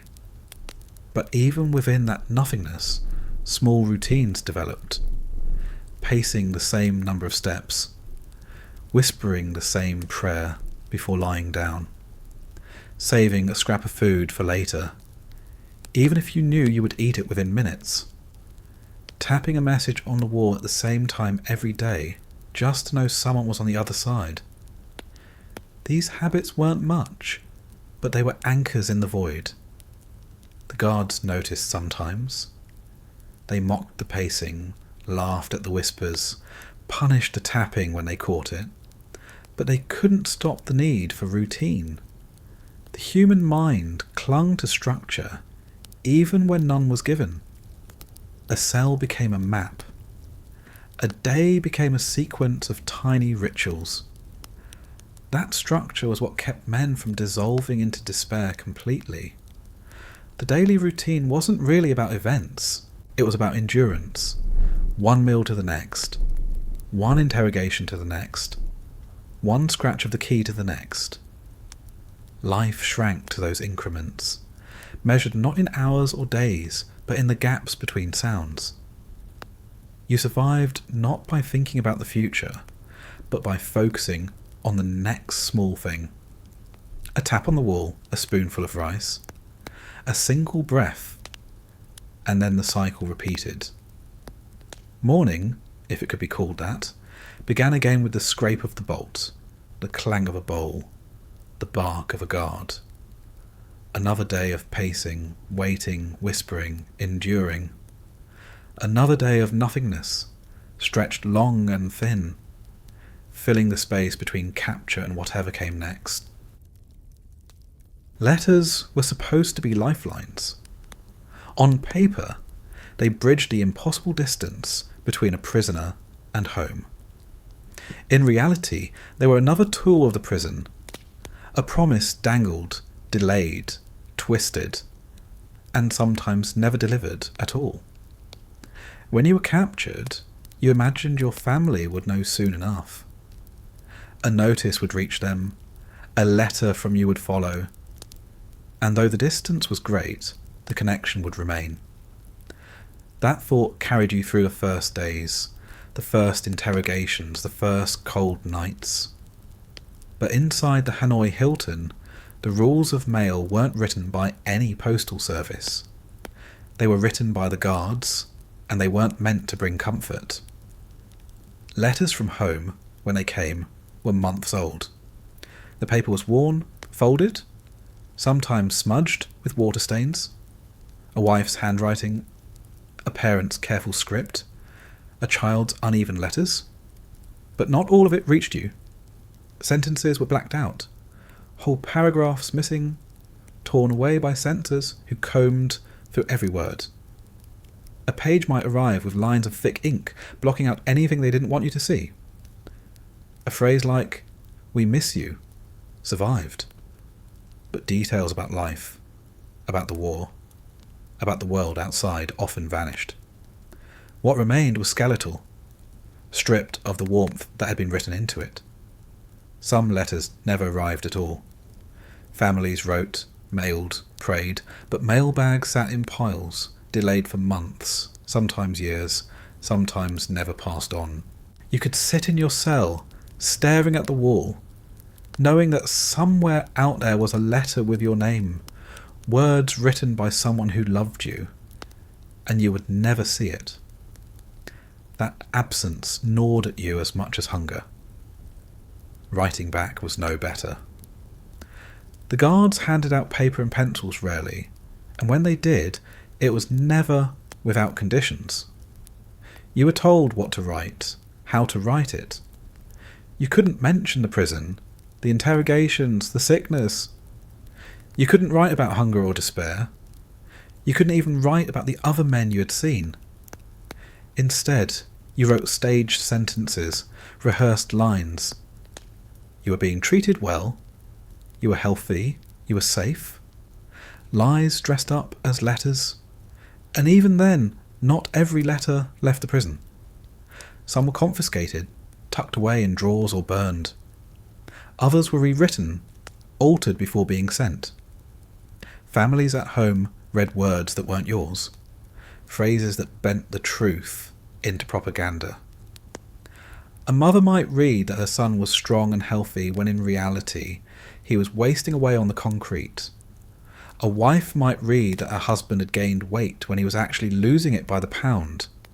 The gap between what was written and what was lived widened with every letter. Receiving one was a double-edged blade. For a moment, joy surged. The handwriting was familiar, the words intimate, the paper proof that the world outside hadn't forgotten you. But as you read, the weight set in. Every word reminded you of what you were missing. The meals, the holidays, the voices, the touch. Letters carried warmth, but also longing so sharp it hurt worse than silence. You read them again and again. The paper softened, the ink blurred. You memorized the sentences until they lived in your mind, replayed like prayers in the dark. Some men whispered the words aloud at night, letting the sound of their loved ones' names carry them to sleep. The letter became a relic, folded carefully, hidden in the rags of clothing, clutched in trembling hands when despair pressed too hard. But not everyone had one. Some prisoners never received a letter, not once, in years of captivity. Whether the mail was lost, withheld, or simply never written, the effect was the same. You lay in the same cell, listening to the man beside you unfold his scrap of paper, while you had nothing. That absence hollowed you. You wondered if your family even knew you were alive, if they thought you were dead, if they had moved on. The silence from home was louder than any guard's shout. The guards used letters as leverage. Cooperate, and you might receive one. Resist, and the pile stayed locked away. They showed them to you, waved them just out of reach, taunting. The sight of your wife's handwriting dangled in front of you like food you couldn't taste. Sometimes they read the words aloud, mocking, twisting the tone, reminding you how powerless you were.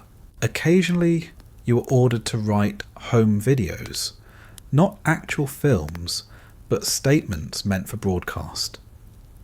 You were given a script or told what to say, then forced to sign your name beneath words that didn't belong to you. Those statements were sent out, broadcast, printed. Families back home watched or read, their relief tempered by confusion.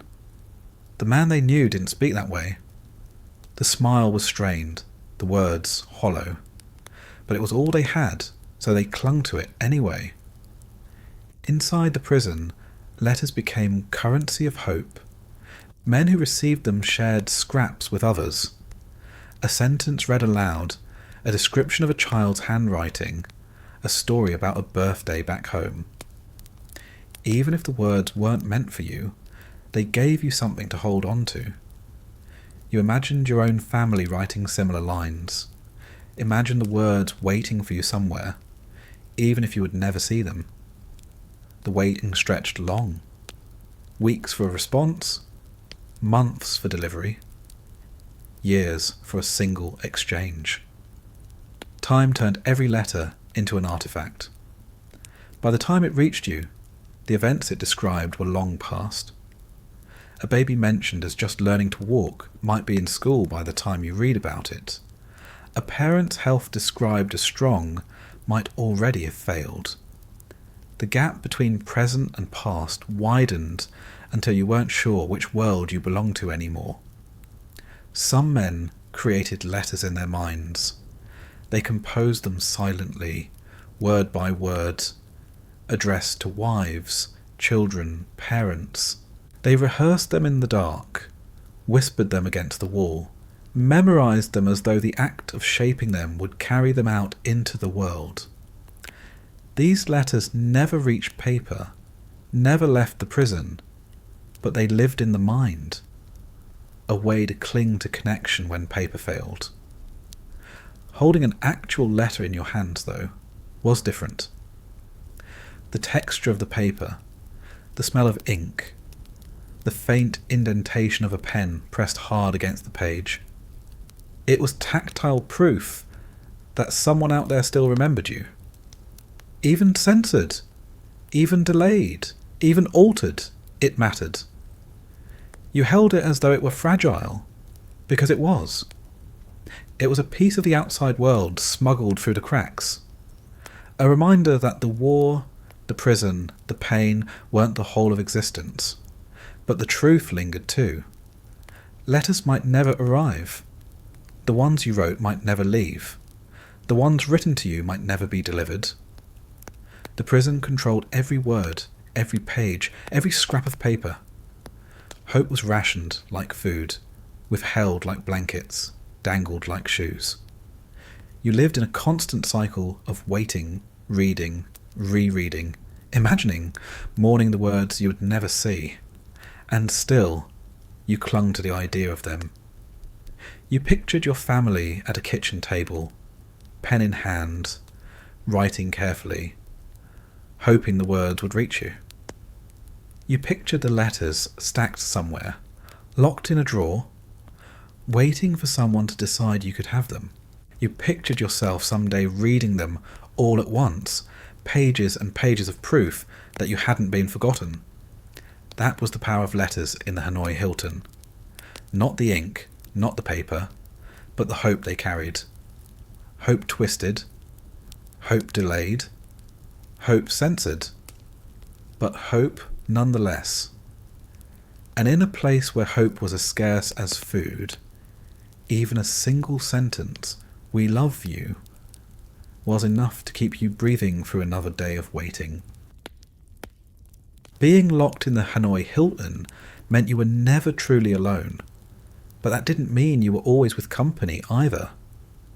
Some cells were solitary, leaving you with only the sound of your own breathing and the scurrying of rats. Others were crammed, shoulder to shoulder, with men just as hollow-eyed and ragged as you. Either way, fellow prisoners were the closest thing you had to family. They became your companions, your allies, your reminders that you weren't the only one trying to survive inside those walls. You learned quickly that silence was as important as words. Guards prowled the corridors, listening, punishing even the smallest signs of connection. Talking openly risked beatings, extra interrogations, or worse. So, prisoners created a language the guards couldn't stop. The code. Taps on the wall. Scratched rhythms. Simple enough to learn. Slow enough to use, yet powerful enough to pass entire conversations through inches of stone. It began with the basics. A grid of 5 by 5, letters of the alphabet arranged into rows and columns. Tap the row, pause, tap the column, and the letter was spelled out. A prisoner next door would press his ear to the wall, count the knocks, and piece together the message. It was slow, painstaking, and exhausting, but it was communication. In a place designed to isolate, it was rebellion. The first time you heard it, you thought it was rats. A faint knock, a pause, another knock. Then it repeated, deliberate, structured. You pressed your ear closer, realised it was intentional, realised someone was speaking to you without speaking at all.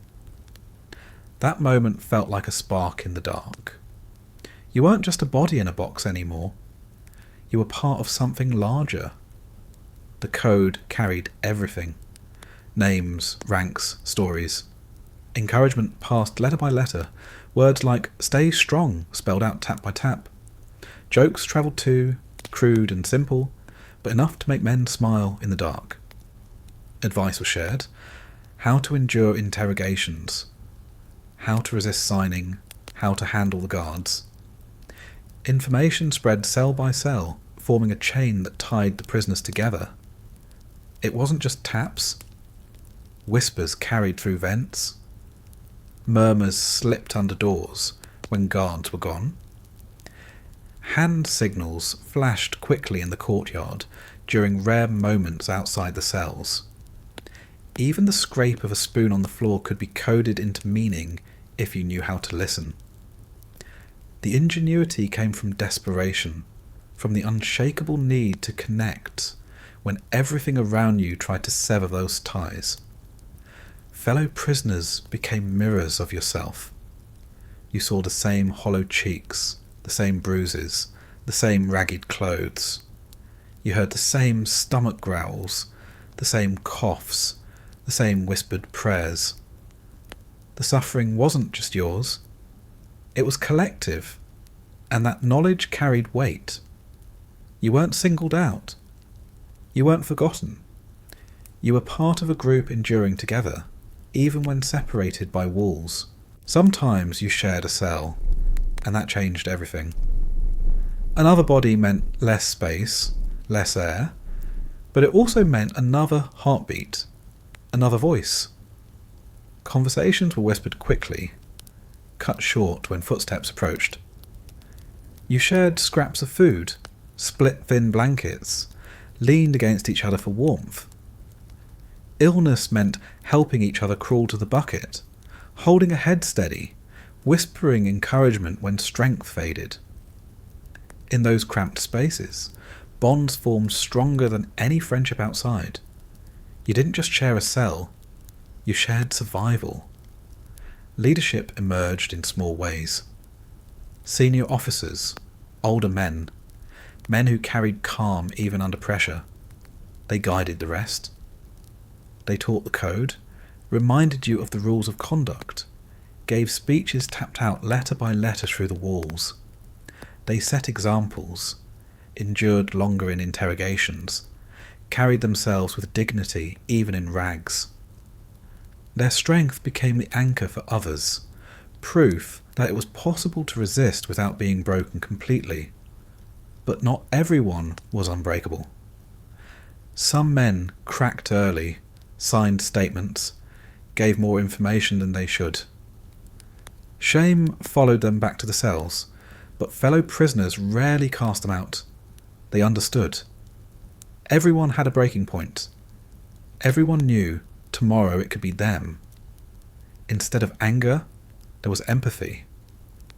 Encouragement came in whispers and taps. You did what you had to. You're still here. That's what matters. The solidarity was stronger than the shame. Humour lived in those walls too, against all odds. Prisoners gave guards nicknames, laughed quietly about the absurdity of propaganda broadcasts, shared crude jokes about the food, about the rats, about themselves. Humour didn't erase the pain, but it softened the edges. A whispered joke in the dark, a tapped-out punchline on the wall, could turn despair into something survivable, if only for a moment. Faith played a role as well. Men prayed together in silence, whispered psalms, recited verses from memory. Others built rituals of their own, daily affirmations. Songs hummed softly, stories retold again and again. These became communal practices, shared across walls and cells. They weren't just personal comforts. They were collective reminders that something larger existed beyond the prison. The bonds weren't always easy. In crowded cells, tempers flared. Hunger sharpened words, illness spread quickly, exhaustion wore down patience. Arguments broke out over scraps of food, over space on the floor, over how to pace the few steps available. But even these conflicts ended quickly, because survival demanded unity. Anger drained too much energy. Forgiveness came faster than it might have outside, because you knew you would still be lying side by side tomorrow. Fellow prisoners were teachers too. Men taught each other languages, recited poetry from memory, shared math problems, drilled military tactics, or sang songs from home. Lessons passed the hours, kept minds sharp, and gave structure to the endless days. You could hear recitations whispered through walls, men practicing French verbs or spelling out Shakespeare in the code. The cell block became a classroom, improvised, fragmented, but vital. When someone was taken away and didn't return, the silence that followed was heavy. The tapping stopped, the whispers ended, the presence vanished.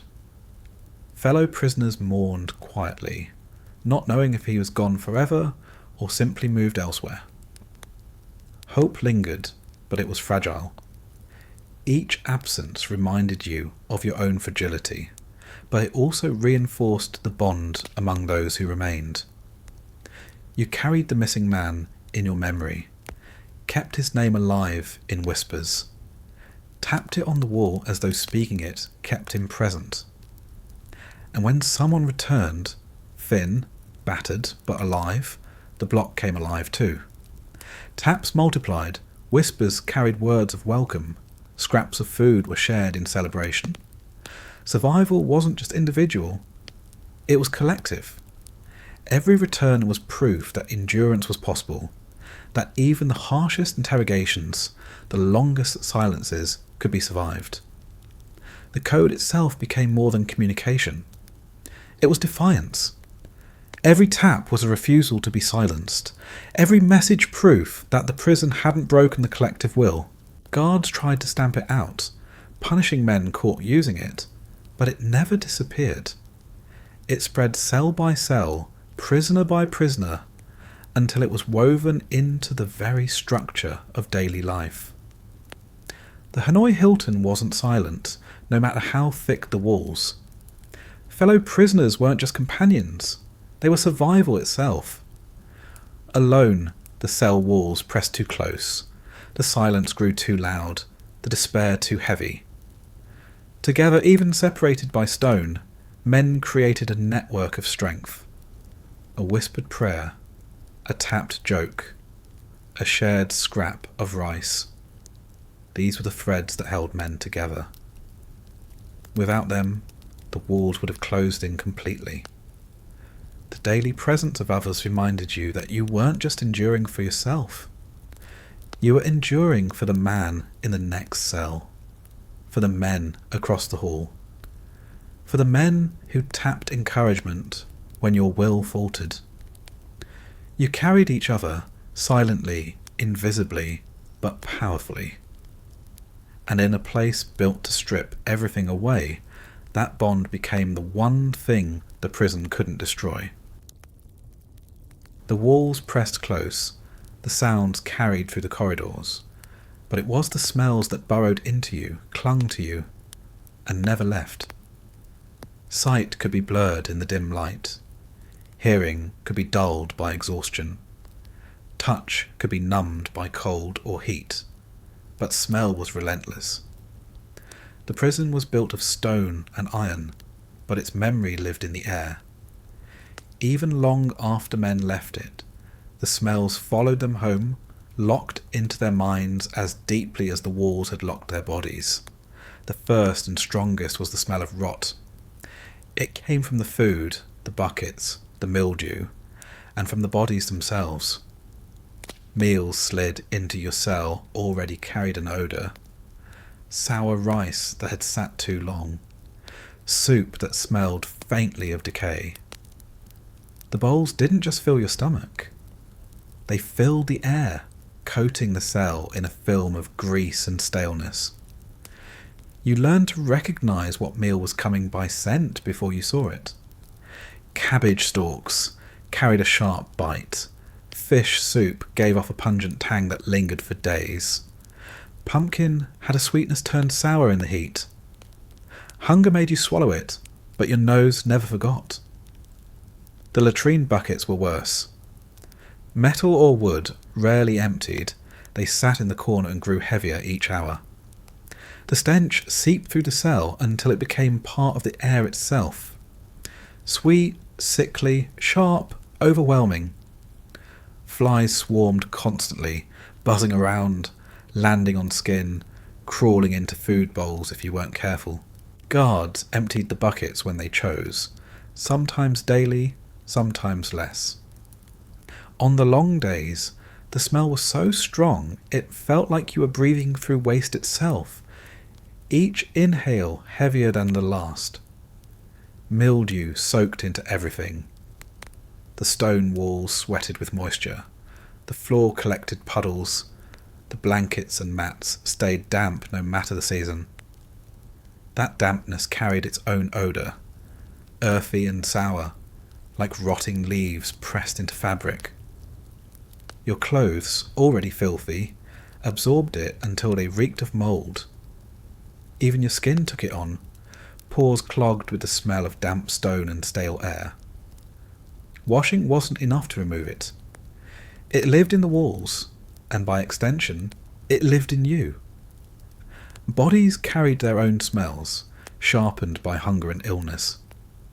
Sweat thickened in the humid months, sour and sharp, rolling down skin that never dried, soaking into clothes never changed. Cough sprayed the air with sickness, lungs rattling with infection. Diarrhea left its mark not only in buckets but in the air of the cell, a constant reminder of the frailty of every stomach.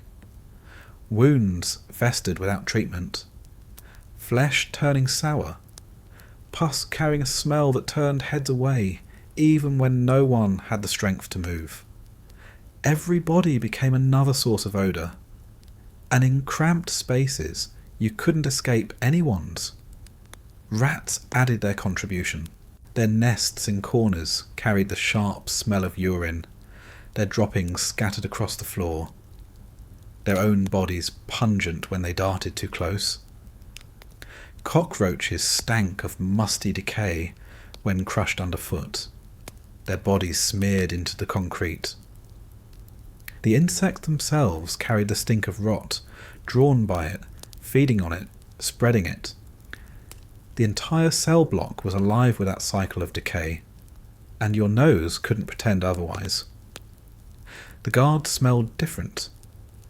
Cigarette smoke clung to their clothes, strong and acrid, drifting into your cell after they passed. Their uniforms smelled of sweat too, but cleaner sweat, mixed with the faint leather of boots. When they entered, the difference was obvious. They carried an odour of power, not because it was pleasant, but because it was theirs, distinct from the prisoners. Even their food smelled different when they ate near the cells. Spiced rice, grilled meat, scents that taunted from a distance. And then there was blood. The interrogation rooms carried it most. A coppery tang that hung heavy in the air, metallic, sharp, unmistakable. You smelled it when you entered, even if the room had been cleaned. You smelled it on your own skin after a session, mixing with sweat, with dirt, with fear. The smell of blood was a warning, a reminder of pain, a scent that stuck to your memory as much as your body. The seasons changed the intensity but never the presence. In summer, the heat magnified everything. Waste fermented faster, food spoiled quicker, sweat poured heavier, rot intensified until it coated your throat. The air itself seemed to reek, thick and wet, pressing odours into your lungs until you couldn't tell where one ended and another began. In winter, the cold muted some of it, but not all. The bucket still stank, the mildew still clung, the body still carried infection. The cold only added its own scent. Damp cloth, breath turned sour in the chill. Blankets that smelled like wet earth. Your own body became unrecognisable. You caught whiffs of yourself when you moved. Skin gone stale, clothes rank, hair oily and matted. You stopped noticing after a while, until you remembered suddenly what clean smelled like. A bar of soap, fresh air, grass after rain. Those memories became cruel in contrast. You could imagine them so clearly that for a moment you swore you smelled them, only to open your eyes to the same stinking cell. Letters from home sometimes carried faint scents too. A piece of paper might still smell of ink, of perfume dabbed lightly, of a house with windows open. Those scents were fragile, often imagined more than real, but they struck harder than any blow. They reminded you of the world outside, of what clean air and clean clothes were supposed to smell like. The paper was pressed to faces, sniffed again and again, until the faintest trace was gone, leaving only the stink of the prison around it. The smells shaped your memory.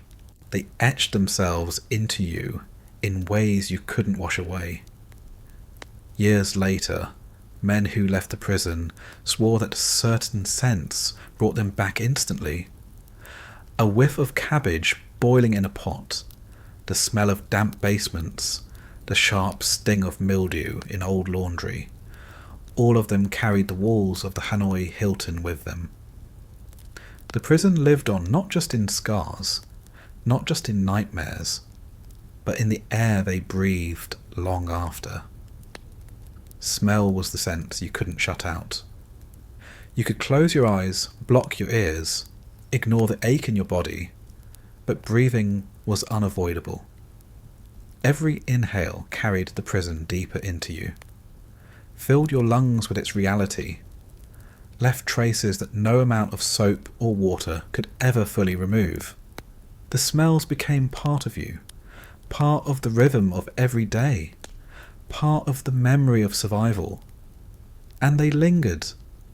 They always lingered, because even when you thought you were used to them, one shift in the air reminded you that you weren't. The prison carried its identity in scent more than in sight. You could blindfold a man, march him through the streets, and he'd still know when he had stepped inside the Hanoi Hilton. His nose would tell him before anything else. Bodies didn't come into the Hanoi Hilton in good shape. Most men arrived already battered, dragged from wreckage, burned from ejection seats, broken from landings that were more like crashes. Bones snapped in ways they shouldn't bend, shrapnel cut through flesh, skin blistered from flames. Some limped through the gates. Some were carried. None of them received the kind of care you would expect for a wounded prisoner of war. There were no white coats, no sterile rooms, no careful bandages. Treatment, when it existed, was crude, and often more about keeping you alive, just enough to interrogate you again, than about easing suffering. A broken arm might be wrapped in a splint of bamboo, tied too tight, left to heal crooked. Burns were rinsed with water if you were lucky, left raw if you weren't. Infection set in quickly, the smell of pus and rot spreading before anyone bothered to glance your way. Painkillers were rare, sometimes non-existent. You groaned, grit your teeth, bit into rags, and endured. Guards didn't rush to stop the pain. Pain served their purpose. It weakened you, softened resistance, reminded you who was in charge. If you begged, they might laugh. If you collapsed, they might drag you back to your cell and leave you on the floor until you woke again. Survival meant enduring pain without help, without medicine, without relief. Illness spread just as quickly as wounds. Malnutrition wore down bodies until immune systems crumbled. Thin bowls of soup, scraps of rice, a diet stripped of vitamins left gums bleeding, teeth loosening, joints aching. Scurvy crept in quietly, turning bodies frail. Dysentery hit harder, leaving men doubled over racing to buckets, dehydrated beyond repair. Diarrhea drained strength until men collapsed, too weak to stand, their bodies wasting faster each day. The damp walls bred other sicknesses. Fungal infections bloomed in feet kept wet, skin cracked open, sores spreading, rashes covered arms and legs, inflamed by lice and fleas biting constantly. Scratching until the skin broke only worsened it, turning small welts into open wounds. Some prisoners dug at their skin with nails or bits of metal, desperate for relief, leaving trails of blood behind. Infection swelled until flesh turned red and hot, throbbing with fever. Pus oozing in thick lines. Respiratory illness filled the cells with coughs that never stopped. The damp air, the mould in the walls, the constant exposure. Lungs couldn't keep up. Tuberculosis spread, slow but merciless, draining life with every breath. Pneumonia set in during the cold months, rattling coughs echoing in the dark, men shivering under thin blankets, gasping for air that never seemed to fill their lungs. Guards didn't deliver antibiotics. They didn't hand out medicine. You coughed until your body healed itself, or until it couldn't. Teeth rotted too. There were no toothbrushes, no clean water, no care. Cavities spread, infections rooted deep in gums. Teeth loosened until they fell out. Jaw pain made chewing even the thin rice unbearable. Men swallowed food whole, choked it down, winced at every swallow. Toothaches became constant companions, small but relentless, sharp enough to break sleep, dull enough to wear away at sanity. Injuries from interrogations added to the tally. Dislocated shoulders, twisted joints, bruises that painted bodies black and blue. Rope burns scarred wrists and ankles. Cut split open skin, left untreated. Broken ribs healed crooked stabbing pain into lungs with every breath. Some men carried permanent damage from those rooms, limping forever after. Shoulders never working right again. Hands trembling from nerves that had been crushed and never repaired. Improvised care became the only care. Fellow prisoners became doctors, nurses, surgeons, using scraps and memory to patch each other together. A shirt torn into strips became a bandage. A sliver of bamboo carved into a splint held a bone in place. Boiled water, when it could be smuggled or begged for, was poured over wounds to keep infection at bay. Knowledge from anyone with medical training became priceless. A man who had once been a corpsman or medic became the lifeline for everyone around him, guiding crude treatments, explaining how to reduce fever, how to keep a man alive on water alone. Even without training, men did what they could. They shared rations with the sick, slipped extra rice into bowls, spoon-fed weak cellmates too shaky to lift food. They wiped sweat from brows, propped heads on folded rags, whispered encouragement when breathing grew shallow.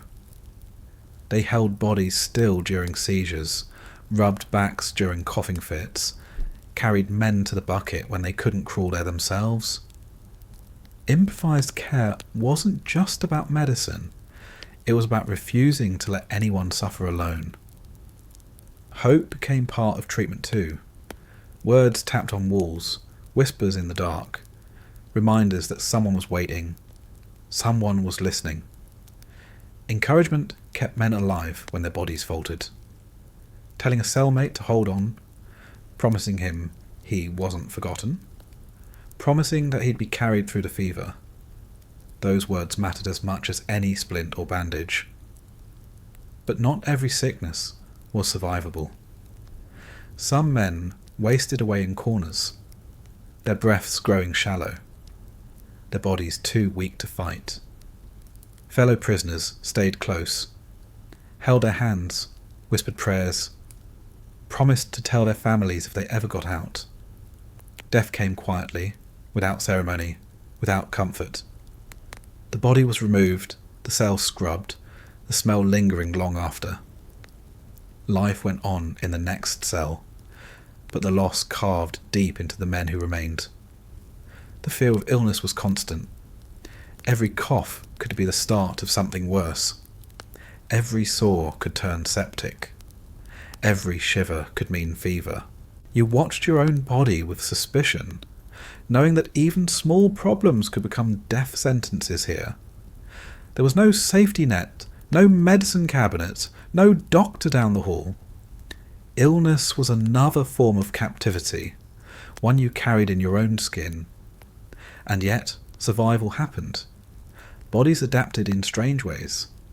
Men grew thin but endured. Cuts healed slowly but closed. Fevers broke. Improvised care, as crude as it was, worked enough times to keep hope alive. Even in the filth, even in the damp, even in the absence of medicine, men found ways to mend each other. It wasn't clean, it wasn't easy, but it was enough to carry one more day, one more week, one more year. Illness and injury defined the prison, but so did the care men gave one another. That care was improvised, imperfect, but it was human. In a place designed to strip humanity away, that mattered most of all. Days in the Hanoi Hilton were not marked by calendars. They weren't marked by clocks, or by schedules, or even by anything that could really be called routine. Time dissolved in that place, slipping through cracks in the walls like water, until you couldn't tell what day it was, what month, or sometimes even what year. The calendar wasn't taken from you all at once. It simply disappeared, piece by piece, until you were left with nothing but the long stretch of waiting. The first days you tried to count. You scratched lines on the wall, etched marks with fingernails or small stones. You whispered the date under your breath each morning, trying to keep it alive in your head. But interrogations came at random, meals arrived with no pattern, and lights burned at odd hours. The prison bent time until your efforts to hold onto it bent too. After a while, the marks didn't match reality anymore. The days you thought you tracked were weeks off. You stopped scratching, because the scratches didn't matter. The gods helped destroy time too. They delivered food when they wanted, skipped meals without explanation, shouted at odd hours just to keep you guessing. One night felt as long as 2 days. One day felt shorter than an hour. You tried to count sunrises through the barred slit of a window, but clouds, storms, or the position of your cell erased even that. When you asked the guards for the date, they laughed. When you guessed out loud to another prisoner, you realised you weren't even close anymore. Holidays vanished first. Christmas, Thanksgiving, birthdays. They came and went without notice. Sometimes, if you were lucky, a fellow prisoner tapped the date on the wall, reminding you it was Christmas Eve or the 4th of July. You whispered songs under your breath, hummed fragments of carols, recited pledges in the dark. But the days passed without decorations, without gatherings, without anything to separate them from the ones before. They blurred back into the endless monotony. Seasons were harder to ignore, though even they became twisted. The heat of summer pressed against your chest, the air heavy and still, mosquitoes whining in your ears. The cold of winter stiffened your fingers, left you shivering in damp rags. These shifts marked the passage of time more than calendars did. You knew months had passed when the sweat stopped dripping and the shivers began, or when the shivers gave way to sweat again. But years still slipped away unnoticed, because each cycle felt both endless and fleeting. Some men clung fiercely to counting. They whispered dates into the air, scratched them into hidden places, memorized the number of meals they thought had passed. They recited the day's supposed date as a ritual, even when they weren't sure anymore. It gave them something to grasp, even if it was wrong. Others abandoned counting altogether, surrendering to the void. They lived moment to moment, meal to meal, step to step, without trying to label it as Tuesday or August or 1969. For them, the calendar's disappearance was almost a relief. They no longer had to measure how long they'd been trapped. Letters, when they arrived, jolted time back into focus. A sentence like, "It is February now," or "The children started school last month," reminded you of what you had lost. You realised seasons had passed, years had shifted, while you lay on the same floor. The letters weren't just news. They were timestamps, brutal markers that proved just how much time had slipped away without your knowing. By the time you read about a birthday, the child might already be a year older. By the time you read about summer, winter had already passed again. Conversations with other prisoners sometimes brought back fragments of the calendar. A senior officer might whisper what month he thought it was, based on interrogations, on rumours, on scraps of news heard in propaganda broadcasts. Prisoners pieced together guesses, stitching them into something resembling a timeline. But even then, doubts lingered. No one really knew. They were working off shadows and whispers, trying to reconstruct a world that had moved on without them. Without calendars, time stretched strangely. Days felt endless, hours dragged, but years vanished in the blink of an eye. You remembered the day you were captured as if it had been yesterday, yet suddenly you had been inside for hundreds, even thousands of days. The walls didn't change, the cells didn't change, the faces around you barely changed. With nothing to mark time, it simply disappeared. Memory itself warped. You forgot how long you had been hungry, how many times you had been interrogated, how many nights you had paced the same steps. The mind blurred repetition into haze. One beating looked like another. One bowl of soup tasted like the last. When asked later how long certain things had lasted, men guessed wrong by months. The prison had stolen not only their freedom but their sense of chronology. The disappearance of the calendar became another weapon. It stripped away not only knowledge of the outside world, but also hope. Without knowing how long you had been inside, you couldn't measure progress. You couldn't say you had survived 1 year, 2 years, 3. You couldn't say you were close to the end. You just were, stuck in a perpetual present, with no clear past and no visible future. Some men fought back against it in creative ways. They composed calendars in their heads, remembering holidays, reciting dates, building imaginary schedules. They tapped lessons into the walls, creating school years in miniature. They marked birthdays of fellow prisoners with whispered congratulations, even if they weren't sure the date was right.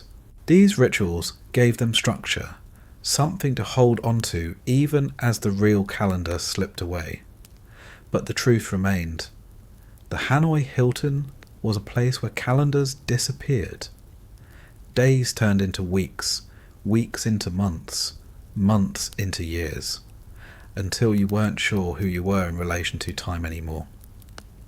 You weren't a man living through 1967 or 1970.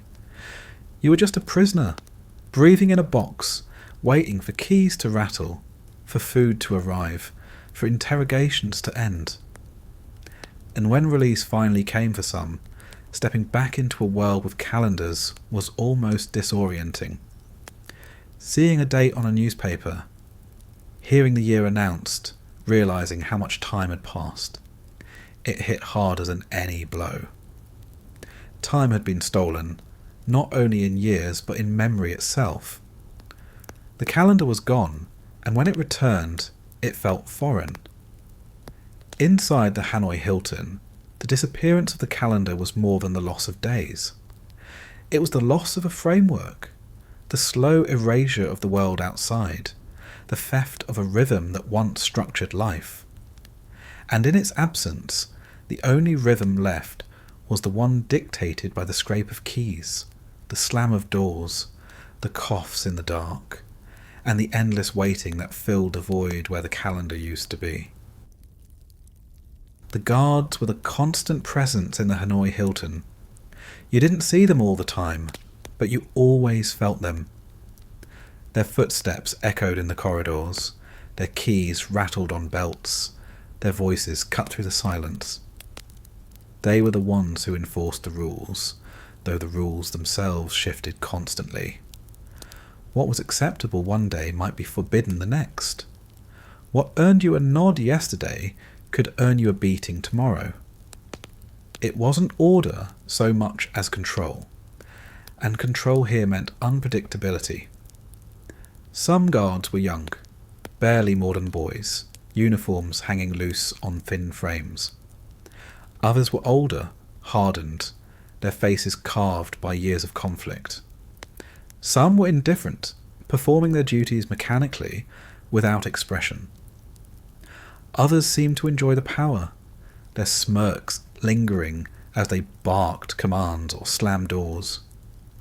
You learned their footsteps, their tones, their moods. You could tell which ones would hit first and ask questions later, which ones would pass without looking, which ones might pause long enough to sneer. The rules were simple on paper. Don't talk, don't resist, don't disobey. Stay where you're told, eat what you're given, move when commanded. But beneath those basics, everything was flexible, and that flexibility was the trap. Whisper a word to another prisoner, and one guard might ignore it while another dragged you out for punishment.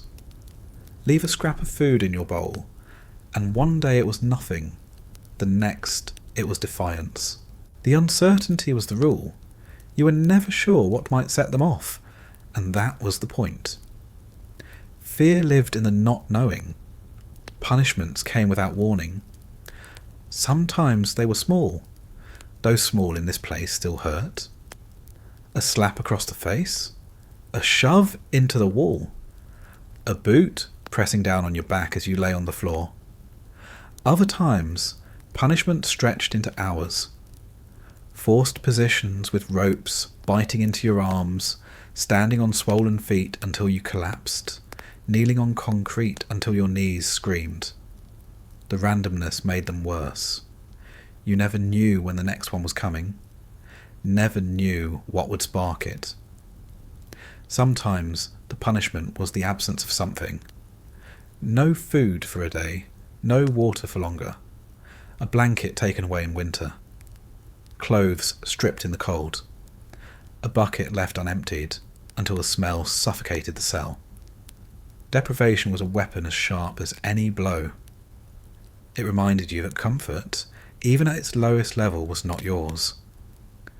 It belonged to them, and they could remove it at any moment. There were rules that existed only to be broken. Guards might order you to stand in silence for hours, then punish you for leaning against the wall. They might demand you write a statement in neat handwriting, then punish you for poor spelling. They might command you to bow your head, then punish you for not looking them in the eye. The contradictions were deliberate. They kept you off balance, unsure, afraid of every choice. There was no way to win, only ways to survive. Propaganda was part of the rules too. Guards sometimes demanded you read statements aloud, admit false crimes, denounce your country. Refusal meant punishment. Compliance didn't mean mercy. It just meant they had what they wanted that day. You learned that saying the words didn't mean believing them, that compliance could be a tactic for survival, that dignity sometimes meant bending rather than breaking. But the shame lingered because the rules weren't just physical, they were psychological. They bent your mind as much as your body. Some punishments were collective. One prisoner caught whispering could mean the whole block went without food. One man refusing to bow could mean everyone kept awake all night by shouting guards and slamming doors. The group bore the weight of individual resistance, and that weight forged bonds as much as it caused tension. You endured together, whispered encouragement afterward, tapped reminders on the walls that solidarity mattered more than anger. The guards used fear casually, almost lazily. They dragged a man out of his cell and slammed the door behind him, letting the silence stretch for hours. You sat inside, ears straining, imagining what was happening. The man might return battered and bruised, or he might not return at all. The uncertainty was punishment in itself. Sometimes they left men standing in courtyards under the sun for hours, not striking them, just leaving them to wilt in the heat. Sometimes they forced prisoners to kneel in line, waiting, not knowing what was coming, the anticipation worse than the act itself. There was no consistency. One guard might show a flicker of kindness, tossing an extra scrap of food or loosening ropes. Another might take that same scrap away and replace it with a blow. You couldn't predict who would do what, and so you never relaxed. Even when a guard seemed indifferent, you watched carefully, waiting for the shift in tone, the sudden order, the quick strike. Rules extended into your own body. You weren't allowed to sit when you wanted, stand when you wanted, speak when you wanted. Your body wasn't yours. It belonged to the rhythm of the guards, to the arbitrary rules that shifted daily. A wrong glance, a wrong movement, a wrong silence could mean pain. You learned to watch their eyes, to listen to their tone, to anticipate their moods. Your survival depended on reading the room, on bending to their will without appearing defiant. But even within the rules, there were cracks. Prisoners developed quiet systems of resistance. A glance passed between cells when guards weren't looking. A tap timed just after footsteps faded. A whisper buried under coughs. These small acts broke the rules, but they also broke the isolation. Every message passed in defiance of the guard's control was a victory, however small, and victories mattered in a place designed to erase them. The punishments left marks. Rope burns scarred wrists, bruises bloomed across ribs, welts raised on backs. But the psychological marks cut deeper. You found yourself flinching at every sound, second-guessing every word, hesitating at every move. The randomness made you cautious, taught you to fear even silence, because silence might be broken at any moment. You lived in a state of constant readiness, your body tense, your mind braced for impact. The guards weren't all monsters, but the system made them part of the machinery. Even the ones who showed indifference enforced rules that stripped you down, made you kneel, made you wait, made you suffer. Even the smallest act of cruelty carried weight, because it reminded you that power was theirs, not yours. They didn't need to be violent all the time. The threat was enough. The unpredictability was enough. The randomness itself was the punishment. And so you lived under rules that weren't rules, punishments that weren't predictable, authority that was absolute. The guards didn't just control your body, they controlled your hours, your breaths, your silence, your every choice. The walls confined you, but the guards reminded you daily that confinement wasn't just physical. It was in the air you breathed, the food you ate, the silence you tried to keep. The walls of the Hanoi Hilton were supposed to keep the outside world away, but weather didn't respect walls. It came in anyway, seeping through cracks, pressing itself against your skin, filling the air you breathed. The prison wasn't just stone and iron. It was an extension of the climate around it, a concrete cage that trapped heat, trapped dampness, trapped cold, and magnified it until the seasons felt like punishments of their own. In the humid months, the air thickened until every breath was work. The concrete held the heat, soaked it in all day, and released it slowly all night, so the walls themselves seemed to sweat. You lay on the floor with your clothes sticking to your skin, damp with sweat that never dried. The air moved so little that each inhale felt like breathing through cloth. You longed for a breeze, even the faintest draught, but the barred window high above offered none. Instead, the The stillness made every drop of sweat heavier, every breath hotter, every night longer. Mosquitoes thrived in the wet heat. They swarmed into the cells through any crack they could find, whining around your ears, biting every exposed patch of skin. You slapped at them until your hand stung, but there were always more. The bites swelled, itched until you scratched them raw, left your skin covered in red welts. Malaria spread, fevers rising, sweat soaking already soaked rags. You couldn't escape them. They became as constant as hunger, another rhythm of the humid season. Rats loved the heat too. They moved faster, multiplied faster, bold enough to dart across your legs as you lay on the floor. Their smell grew stronger in the warmth, their nests more active.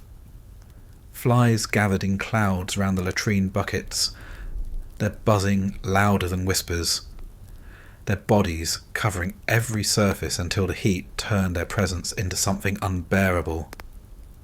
The humid air amplified everything, made every odour cling harder, made every sound sharper. The monsoon rains brought a different misery. At first, the sound was almost soothing. Heavy drops pounding on the roof, water rushing down gutters, thunder rolling above. But the water didn't stay outside. It dripped steadily through cracks, puddled on the floor, streamed down the walls in thin rivulets. Mats became soaked, clothes never dried, skin softened until it blistered. You lay in dampness that never left, a cold wetness that clung day and night. The buckets overflowed in the rain. Latrines filled, the smell growing sharper, fouler, mixed with the scent of mould rising from every corner. Shoes, when you had them, filled with water until your feet sloshed inside them. Without shoes, your feet wrinkled, cracked, softened until sores opened. Infections loved the wetness, spreading quickly, leaving wounds red and swollen. The rain outside became sickness inside, carried in drop by drop through the porous stone. Thunder shook the walls, lightning lit the cells in brief flashes of white. For a moment, the prison seemed fragile, as if the storm might break it apart. But the storm always passed, leaving only more dampness, more rot, more chill. The thunder was just another sound in the rhythm of captivity, a reminder of a world you could hear but not touch. Then came the winter. Cold seeped into the cells until it lived in your bones. The walls no longer sweated. They pressed icy damp against your skin, sucked warmth from you until your fingers numbed, your toes ached, your teeth chattered. Thin rags offered no protection. Blankets, when provided, were damp, stiff with mildew, barely enough to cover half your body. You curled into yourself, huddled against the wall, seeking warmth where none existed. The air was sharp in the cold months. Every breath stung your lungs, every cough rattled harder. Every exhale rose in faint clouds. The damp never left, even in the chill. It settled into clothing, into mats, into hair. So you were both cold and wet at once, a combination that turned every night into a slow freezing. Sleep became shivering, dreams interrupted by the ache of numb limbs. Men huddled together for warmth when allowed, pressing skin to skin, trading dignity for survival. Illness spread faster in the cold. Pneumonia thrived in damp lungs. Fevers flared.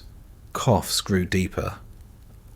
Without medicine, without warmth, many weakened beyond recovery.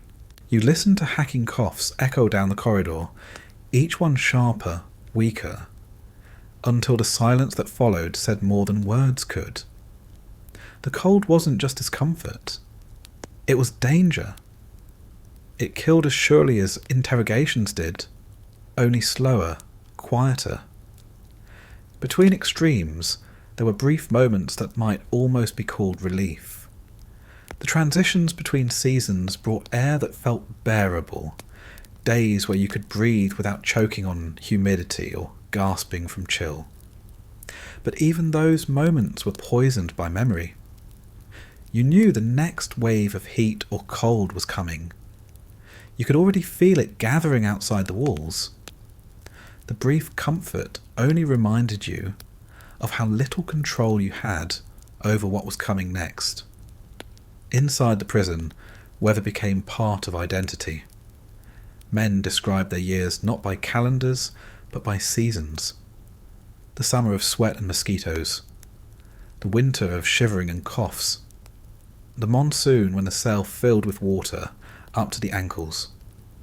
Time was measured not by days, but by weather. By the sensations pressed into skin and bone, by forces outside your control. You remembered home through weather too. The crisp air of autumn, the smell of leaves, the warmth of a fire, the coolness of a breeze through an open window.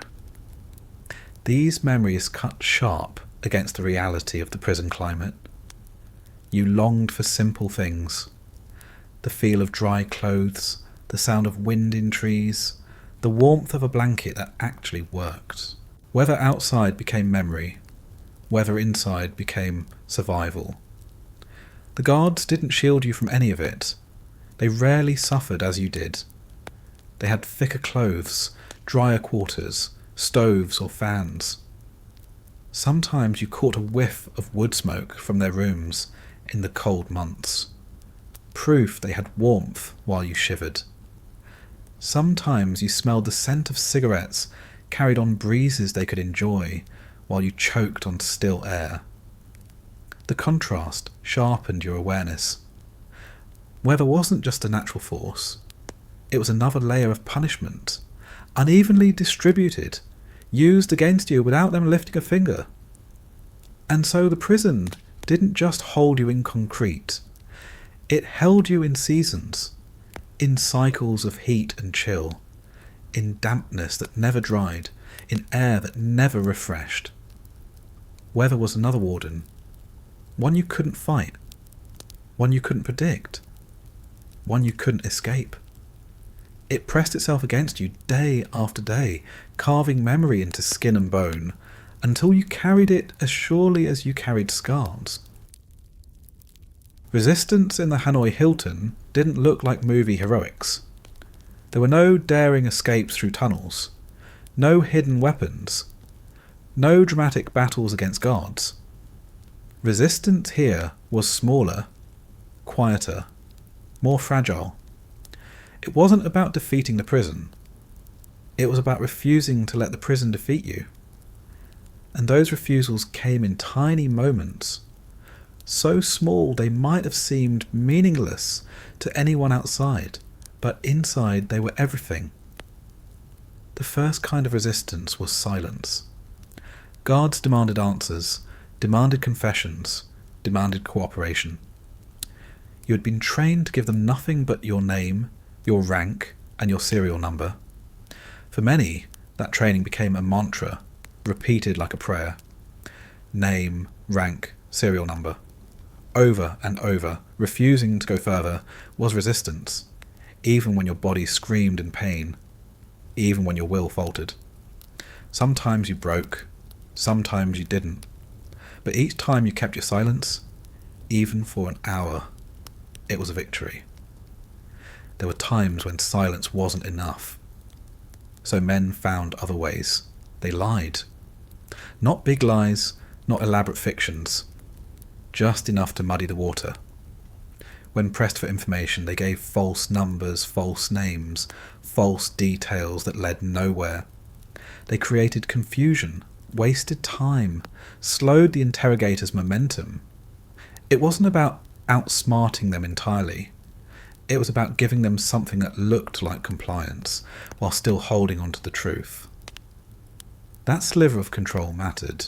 The code tapped on walls was another form of resistance. Every knock carried defiance. The guards demanded silence, demanded isolation. but the tapping proved they had failed. Men risked punishment, risked beatings, to pass words along. They encouraged each other, taught each other, shared strength in rhythms no guard could fully erase. The prison was built to separate, but the code stitched prisoners together. Each tap was a refusal to be alone, a refusal to let the walls win. Songs were resistance too. Not sung aloud, that would have drawn too much attention, but hummed under the breath, whispered in the dark, mouthed silently during interrogations. Patriotic songs, hymns, even silly tunes from childhood. The melodies carried memory, identity, defiance. Guards might try to force you to repeat their propaganda, to sing their praises, but inside your own head you sang your own songs. That inner soundtrack kept you from being erased completely. Faith played its role. Prayer circles formed in whispers, psalms recited through taps, verses murmured in the dark. For some, faith gave strength to endure, a reason to believe suffering had meaning, a promise of something beyond the cell. For others, it was less about belief and more about structure. Prayer gave rhythm to days that had none. It gave words to mouths that weren't allowed to speak. It reminded men that their captors couldn't control what lived in their minds and hearts.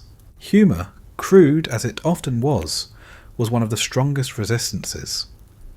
Laughing in the face of misery wasn't just coping, it was defiance. Guards expected despair, wanted silence, but prisoners mocked them quietly, gave them nicknames, turned their cruelty into the butt of jokes. Jokes about the food, about the rats, about the absurdity of propaganda broadcasts. They spread cell to cell, whispered and tapped, carrying smiles into the dark. A chuckle in the middle of filth and hunger was rebellion of its own kind. Some resistance was physical, though never large. A refusal to bow deeply, a slower pace when ordered to move, a stubborn posture during interrogation, small gestures that said, without words, you don't own me completely. Guards noticed, and punishment often followed, but the point wasn't to escape punishment. The point was to keep a spark alive, to remind yourself and others that submission was never total. Even in writing letters home, resistance crept in. You couldn't write openly about the prison. You couldn't describe the interrogations, the hunger, the illness. But some men found ways to slip hints between the lines, subtle word choices that family might recognise, coded phrases buried in staged sentences. It was dangerous, but it was a way to send truth out into the world, however faintly. Endurance itself was resistance. The guards wanted compliance, but more than that, they wanted despair. They wanted prisoners broken in body and spirit, ready to do whatever was asked. Refusing to collapse, refusing to lose hope, refusing to stop breathing, that was resistance. Each day survived, while a day stolen from the prison's purpose. Each breath taken inside those walls was proof they hadn't erased you yet. Leadership mattered too. Senior officers, men with more experience, reminded others of their duty. They tapped out encouragement, whispered lessons, gave strength by example. They carried themselves with dignity, even in rags, even after beatings, even in sickness. That dignity spread to others. It said that survival wasn't just about the individual. It was about holding together as a group, refusing to let the captors shatter unity. Resistance sometimes took stranger forms. Some men composed poetry in their heads, recited Shakespeare, solved math problems, replayed entire novels from memory. These mental exercises weren't just distractions. There were refusals to let the mind rot in the dark.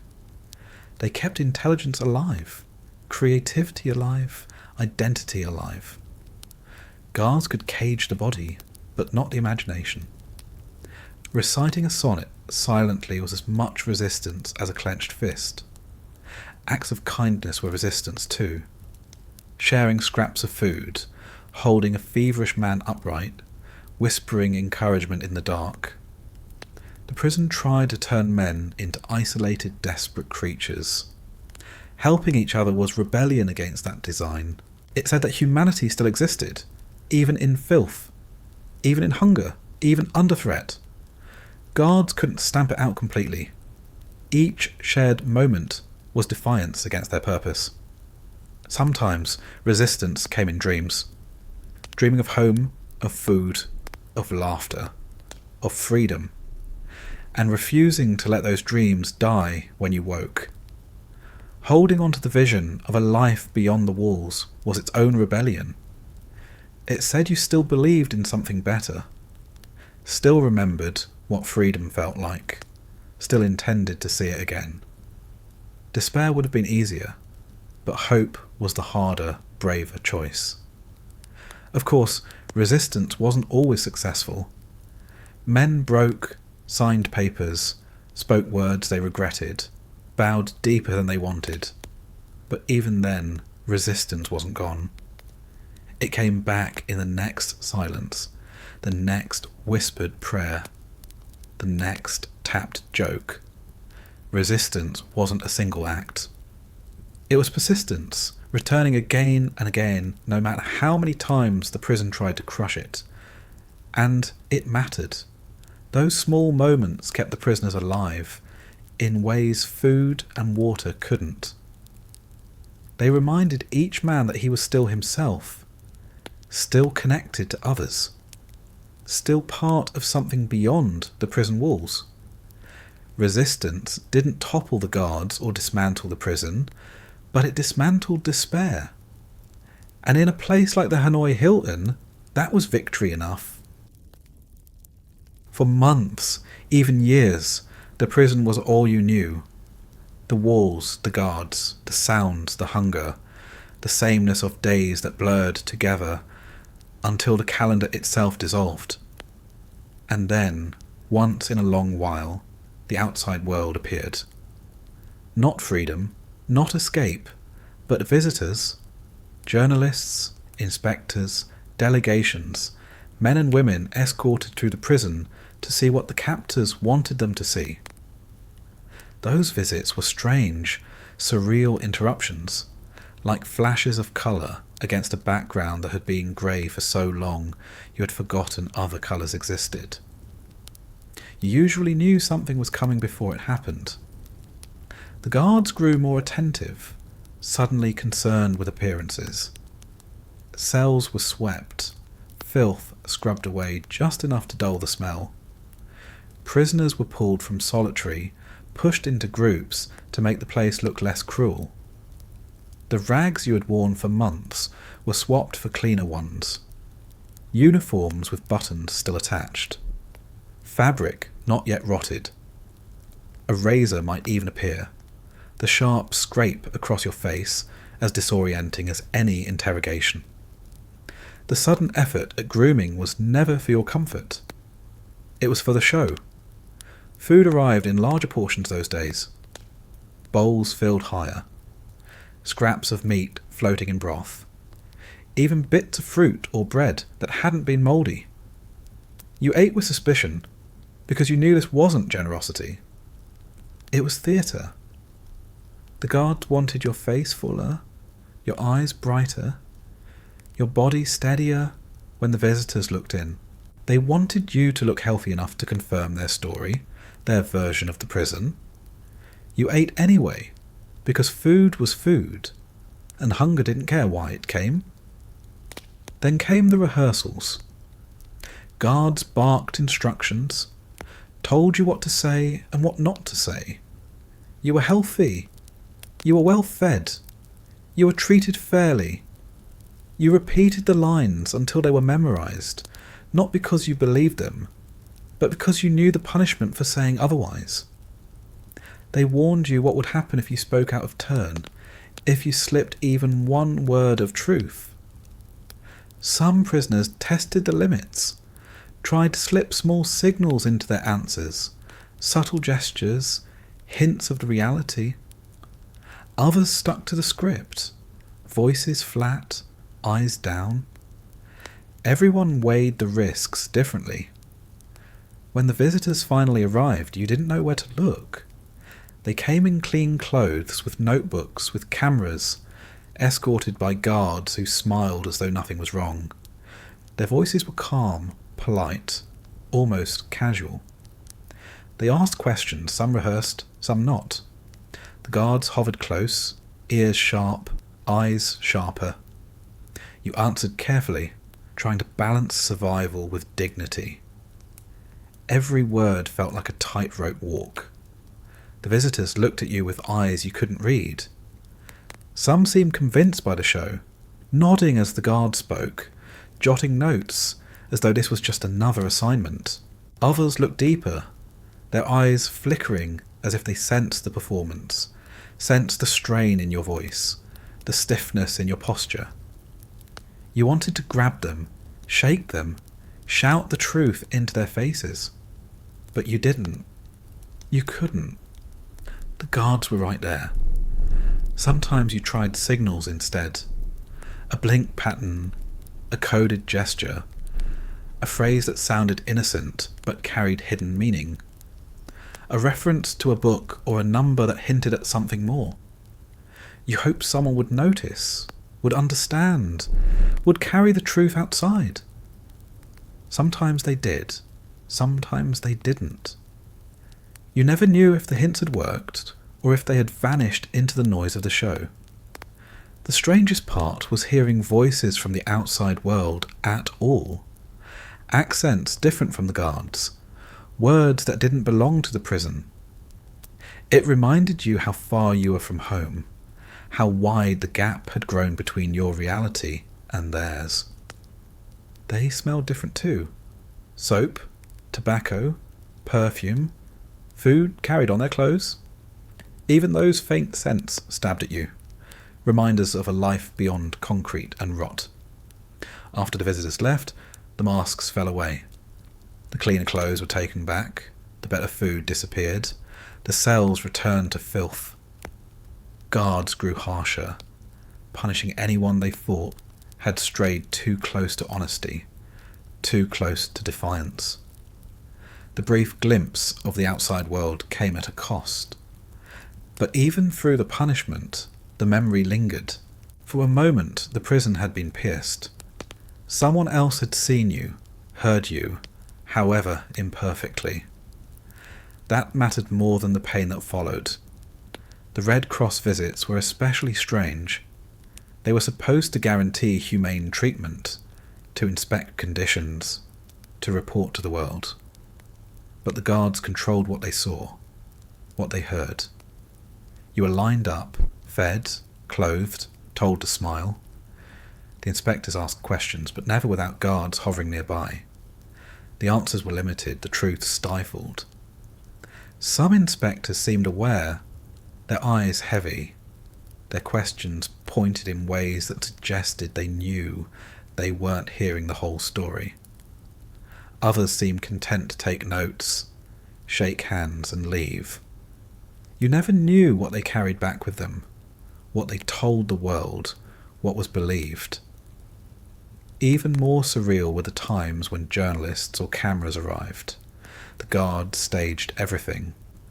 You were placed in groups, given books, given chessboards, told to act as though you were living ordinary lives. Smiles were forced, laughter faked, conversation staged. The cameras clicked, the lenses turned, and you performed a role you never asked for.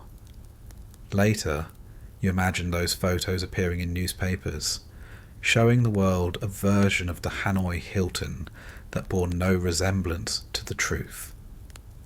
The thought was bitter, but even that bitterness was proof you still cared about truth at all. The visits never lasted long. hours at most. Then the gates closed again, the footsteps faded, and you were back in the same cell, the same silence, the same stink. But the visits left marks. They reminded you the outside world still existed, still had eyes, still had ears. Even if the truth was twisted, even if your words were censored, the knowledge that someone had stood in the same halls, seen the same walls, mattered. You weren't completely forgotten. Afterward, conversations tapped through walls replayed the moments. What did you see? Did you notice the look in that inspector's eye? Did anyone slip a signal through? Prisoners dissected every detail, held on to every flicker of hope that something had been noticed. Something had been understood. The visits became stories retold again and again, the kind of stories you needed to believe in, even if you weren't sure they had changed anything. The irony was that the visits meant to project strength, often exposed cracks. Guards could control the script, the clothes, the food, but they couldn't erase the thinness in faces, the hollowness in eyes, the way bodies moved with stiffness born of malnutrition. They couldn't erase the scars that showed through sleeves, the coughs that echoed in the air. Anyone paying attention could see. Whether they admitted it was another question. And when the gates shut again, the prison seemed darker for it. The glimpse of the outside world, even through its staged lens, made the walls heavier. You remembered the clean clothes, the smell of perfume, the sound of voices not shaped by guards. You missed them more because you had seen them again. The prison gave back nothing but silence, as though swallowing the visit whole, erasing it, daring you to believe it had even happened. But you did believe it. You remembered every detail, because remembering was another way to resist. You stored the memory of the inspectors' faces, the smell of their clothes, the sound of their voices. You carried it into the long nights, tapped it to the man in the next cell, whispered it to yourself when hunger bit hardest. The prison could stage its play, but it couldn't erase the truth you carried inside. That was what the visits from the outside world meant in the Hanoi Hilton. Not freedom, not rescue, not even honesty most of the time. But they were interruptions, cracks in the wall, glimpses of something beyond concrete and guards. They were proof that the world hadn't forgotten completely, that eyes had turned toward this place, even if only briefly. And in a world of endless sameness, that reminder mattered as much as food, as much as warmth, as much as sleep. The idea of release lived in your head from the moment you were captured. It had to. Without that thought, the prison walls would have swallowed you whole. You imagined it in different ways. A door swinging open, a plane ride home, the weight of chains finally gone. Some men held onto it like a guarantee.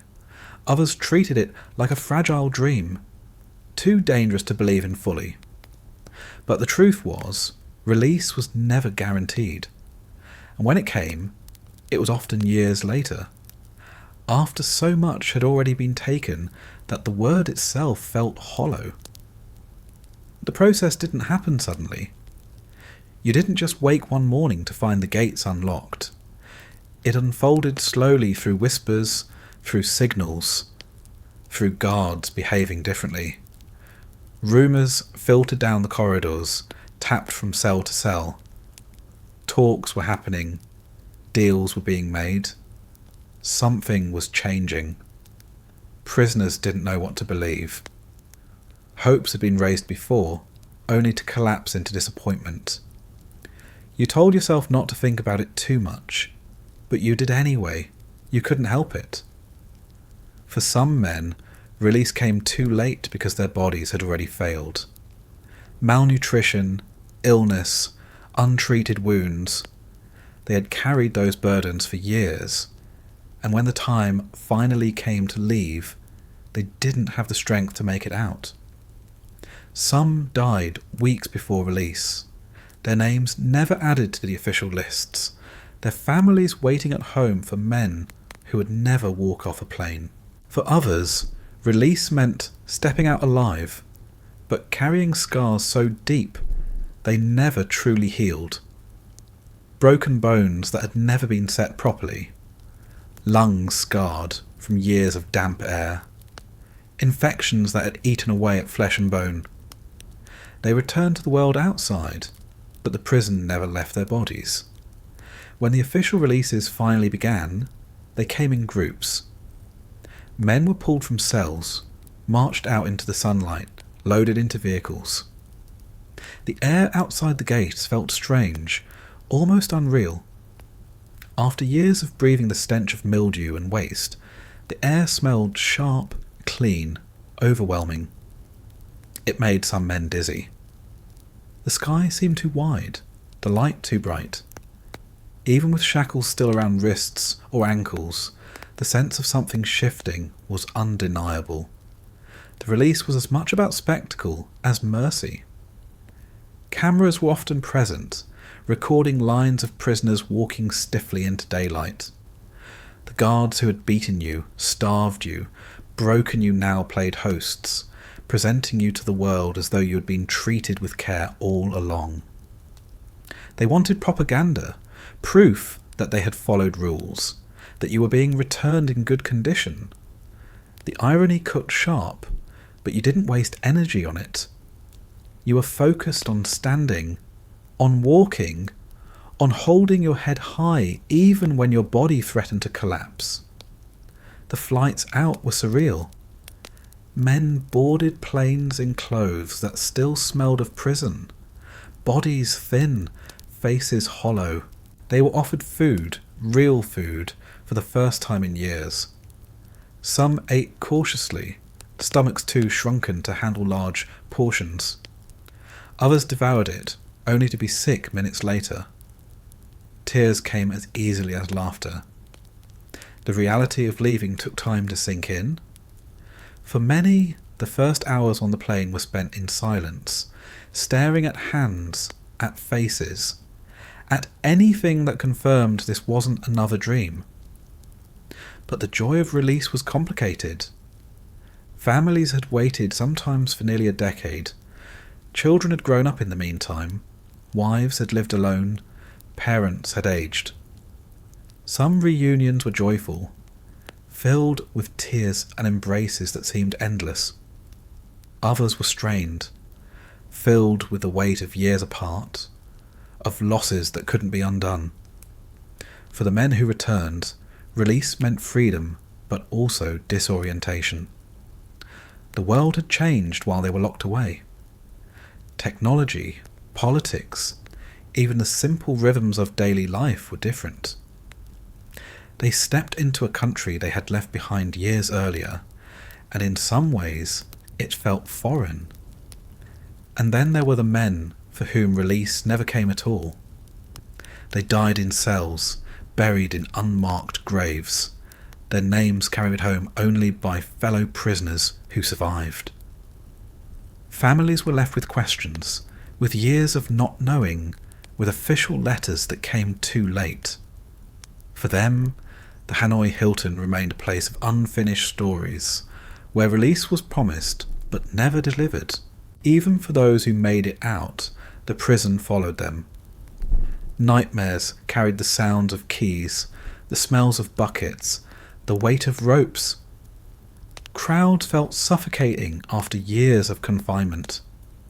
Bright lights reminded them of interrogation rooms. Silence in bedrooms felt like solitary confinement. The freedom they had dreamed of for years was real, but it came with ghosts. Release wasn't an end. It was the start of another struggle, one that many weren't prepared for. Yet, for all its complications, release mattered.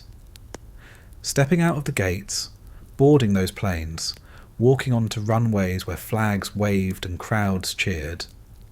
It was proof that survival had meant something. It was proof that resistance, however small, had carried weight. It was proof that the Hanoi Hilton hadn't erased them completely. The tragedy was that it had taken so long. Men endured years that no one could give back. Bodies wasted, families fractured, lives bent around absence. Release came too late to restore what had been taken, too late to undo the suffering, too late to bring back the ones who had died inside. It came as survival, not as victory. And for many, that distinction haunted them as much as the prison itself. The gates closed behind those who left, but the Hanoi Hilton didn't close with them. It stayed, etched into skin and memory, following them home, following them through years of trying to live again in a world that no longer felt familiar. Release freed their bodies, but the prison lingered in ways no guard or gate could ever erase. The Hanoi Hilton still stands, though not in the way it once did. The walls are quieter now, the cells no longer filled with hollow-eyed men, the corridors no longer echoing with footsteps and keys. Tourists walk through parts of it today, guided past displays of uniforms and photographs, reading plaques that describe what it was. The building has been turned into a museum, its history retold for visitors who come with cameras and comfortable shoes. The air smells different now. The buckets are gone. The damp has been scrubbed. But for those who lived inside it, the memory of the prison is far stronger than any museum display. The stories carried out by the men who survived didn't vanish when they returned home. They told them to families, to fellow veterans, to interviewers, to anyone who would listen. At first, some found it hard to speak.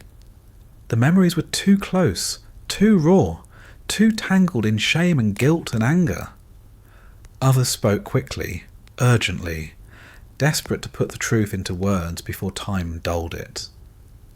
Over the years, the Hanoi Hilton became a symbol, not just of suffering, but of endurance, of the strange and small resistances that kept men alive when almost nothing else did. Remembering the prison means remembering the smells, the hunger, the interrogations, the endless waiting. Survivors describe those details with precision decades later, as if the walls were still around them. They remember the sound of tapping on walls, the rhythm of codes, the fragments of jokes and prayers. They remember faces hollow with sickness, bodies bent with pain, eyes still bright with stubbornness. They remember men who didn't come home, and they keep their names alive in those stories. The Hanoi Hilton exists as much in memory as in stone. The name itself carries irony. Hilton, a word that conjures images of comfort, of soft beds and clean sheets, of lobby chandeliers and polite staff. To call Hoa Lo prison by that name was dark humour, a coping mechanism, a way to mock the very place that tried to erase dignity. The nickname stuck, and today it's more recognisable than the original. People know Hanoi Hilton, even if they don't know Hoa Lo. The irony lingers, a reminder that even in the worst places, humour had a role to play. For many who lived it, remembering isn't optional. Nightmares wake them in the dark, drenched in sweat, ears ringing with the scrape of keys, noses filled with the stink of mildew and blood. Crowds feel like confinement. Silence feels like isolation. Bright lights feel like interrogation. The prison follows them into ordinary life, woven into their bodies as much as their minds. Release freed them from the walls, but it didn't free them from memory. They carry it still, sometimes in silence, sometimes in words, always in ways the outside world can't fully see. The Hanoi Hilton also sits in history. It has been written about, studied, debated. Its role in the war, its treatment of prisoners, its symbolism have all been examined from different angles. To some, it is proof of cruelty, of the failure of rules meant to protect prisoners of war. To others, it is proof of endurance, of the ability of humans to survive and resist even in conditions designed to strip them of everything. For those who were never there, it becomes an image, a lesson, a story. For those who were, it remains a lived reality that no amount of analysis can truly capture. Walking through the museum today is strange. Parts of the prison have been demolished, replaced by modern buildings, offices, apartments. Only a portion remains, preserved for history. Visitors move from room to room, looking at mannequins posed in cells, reading captions that explain daily life, staring at photographs of prisoners lined up in uniforms. The floors are swept, the walls painted. The smell is gone, the dampness controlled, but beneath the surface, the reality remains. Those who know it firsthand say the museum tells only part of the story, sometimes softened, sometimes skewed. The real Hanoi Hilton lives in memory, in scars, in stories told by survivors to those willing to listen. Remembering the prison also means remembering the world that surrounded it, the war that brought men there, the politics that prolonged their captivity, the negotiations that eventually freed them. It means remembering how families waited at home, how letters sometimes never arrived, how children grew up with fathers absent for years. The Hanoi Hilton is not just a building. It is a network of memories stretching across continents, connecting prisoners and families, guards and governments, history and present. For those who visit today, the walls might seem quiet, even ordinary. But for those who lived inside them, every crack, every stone, every corridor holds echoes.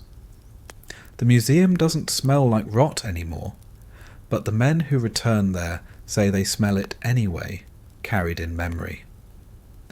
They walk through the cells and remember the dampness, the hunger, the tapping on walls. They see mannequins posed in uniforms and remember real faces, real bodies, real suffering. They know that what is displayed is only a surface, a version for tourists. The deeper reality belongs to them alone. The question of how to remember the Hanoi Hilton is not simple. For survivors, it is personal, visceral, carved into them in ways that can never fade. For historians, it is part of a larger story, a piece of a brutal war. For tourists, it is a museum, a stop on a trip, a photograph for an album. Each form of memory is different, and none captures all of it. Perhaps that is the point. Some things can't be captured fully. They can only be carried, told, retold, and honoured. The Hanoi Hilton today stands both as a warning and a reminder. A warning of what captivity does, of how rules meant to protect can be ignored, of how easily dignity can be stripped away. A reminder of endurance, of the human will to survive, of the power of small acts of resistance, of humour, of faith, of unity. Remembering it is not comfortable, nor should it be. Comfort belongs to hotels, to places of rest. The Hanoi Hilton was never that, and memory must not soften it into something easier. It remains in history, in stone, in words, in the lives of those who carried it inside them long after they left.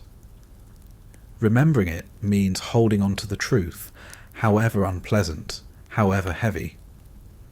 Because forgetting would mean erasing not just the prison, but the men who survived it, the men who didn't, and the lessons carved into those walls.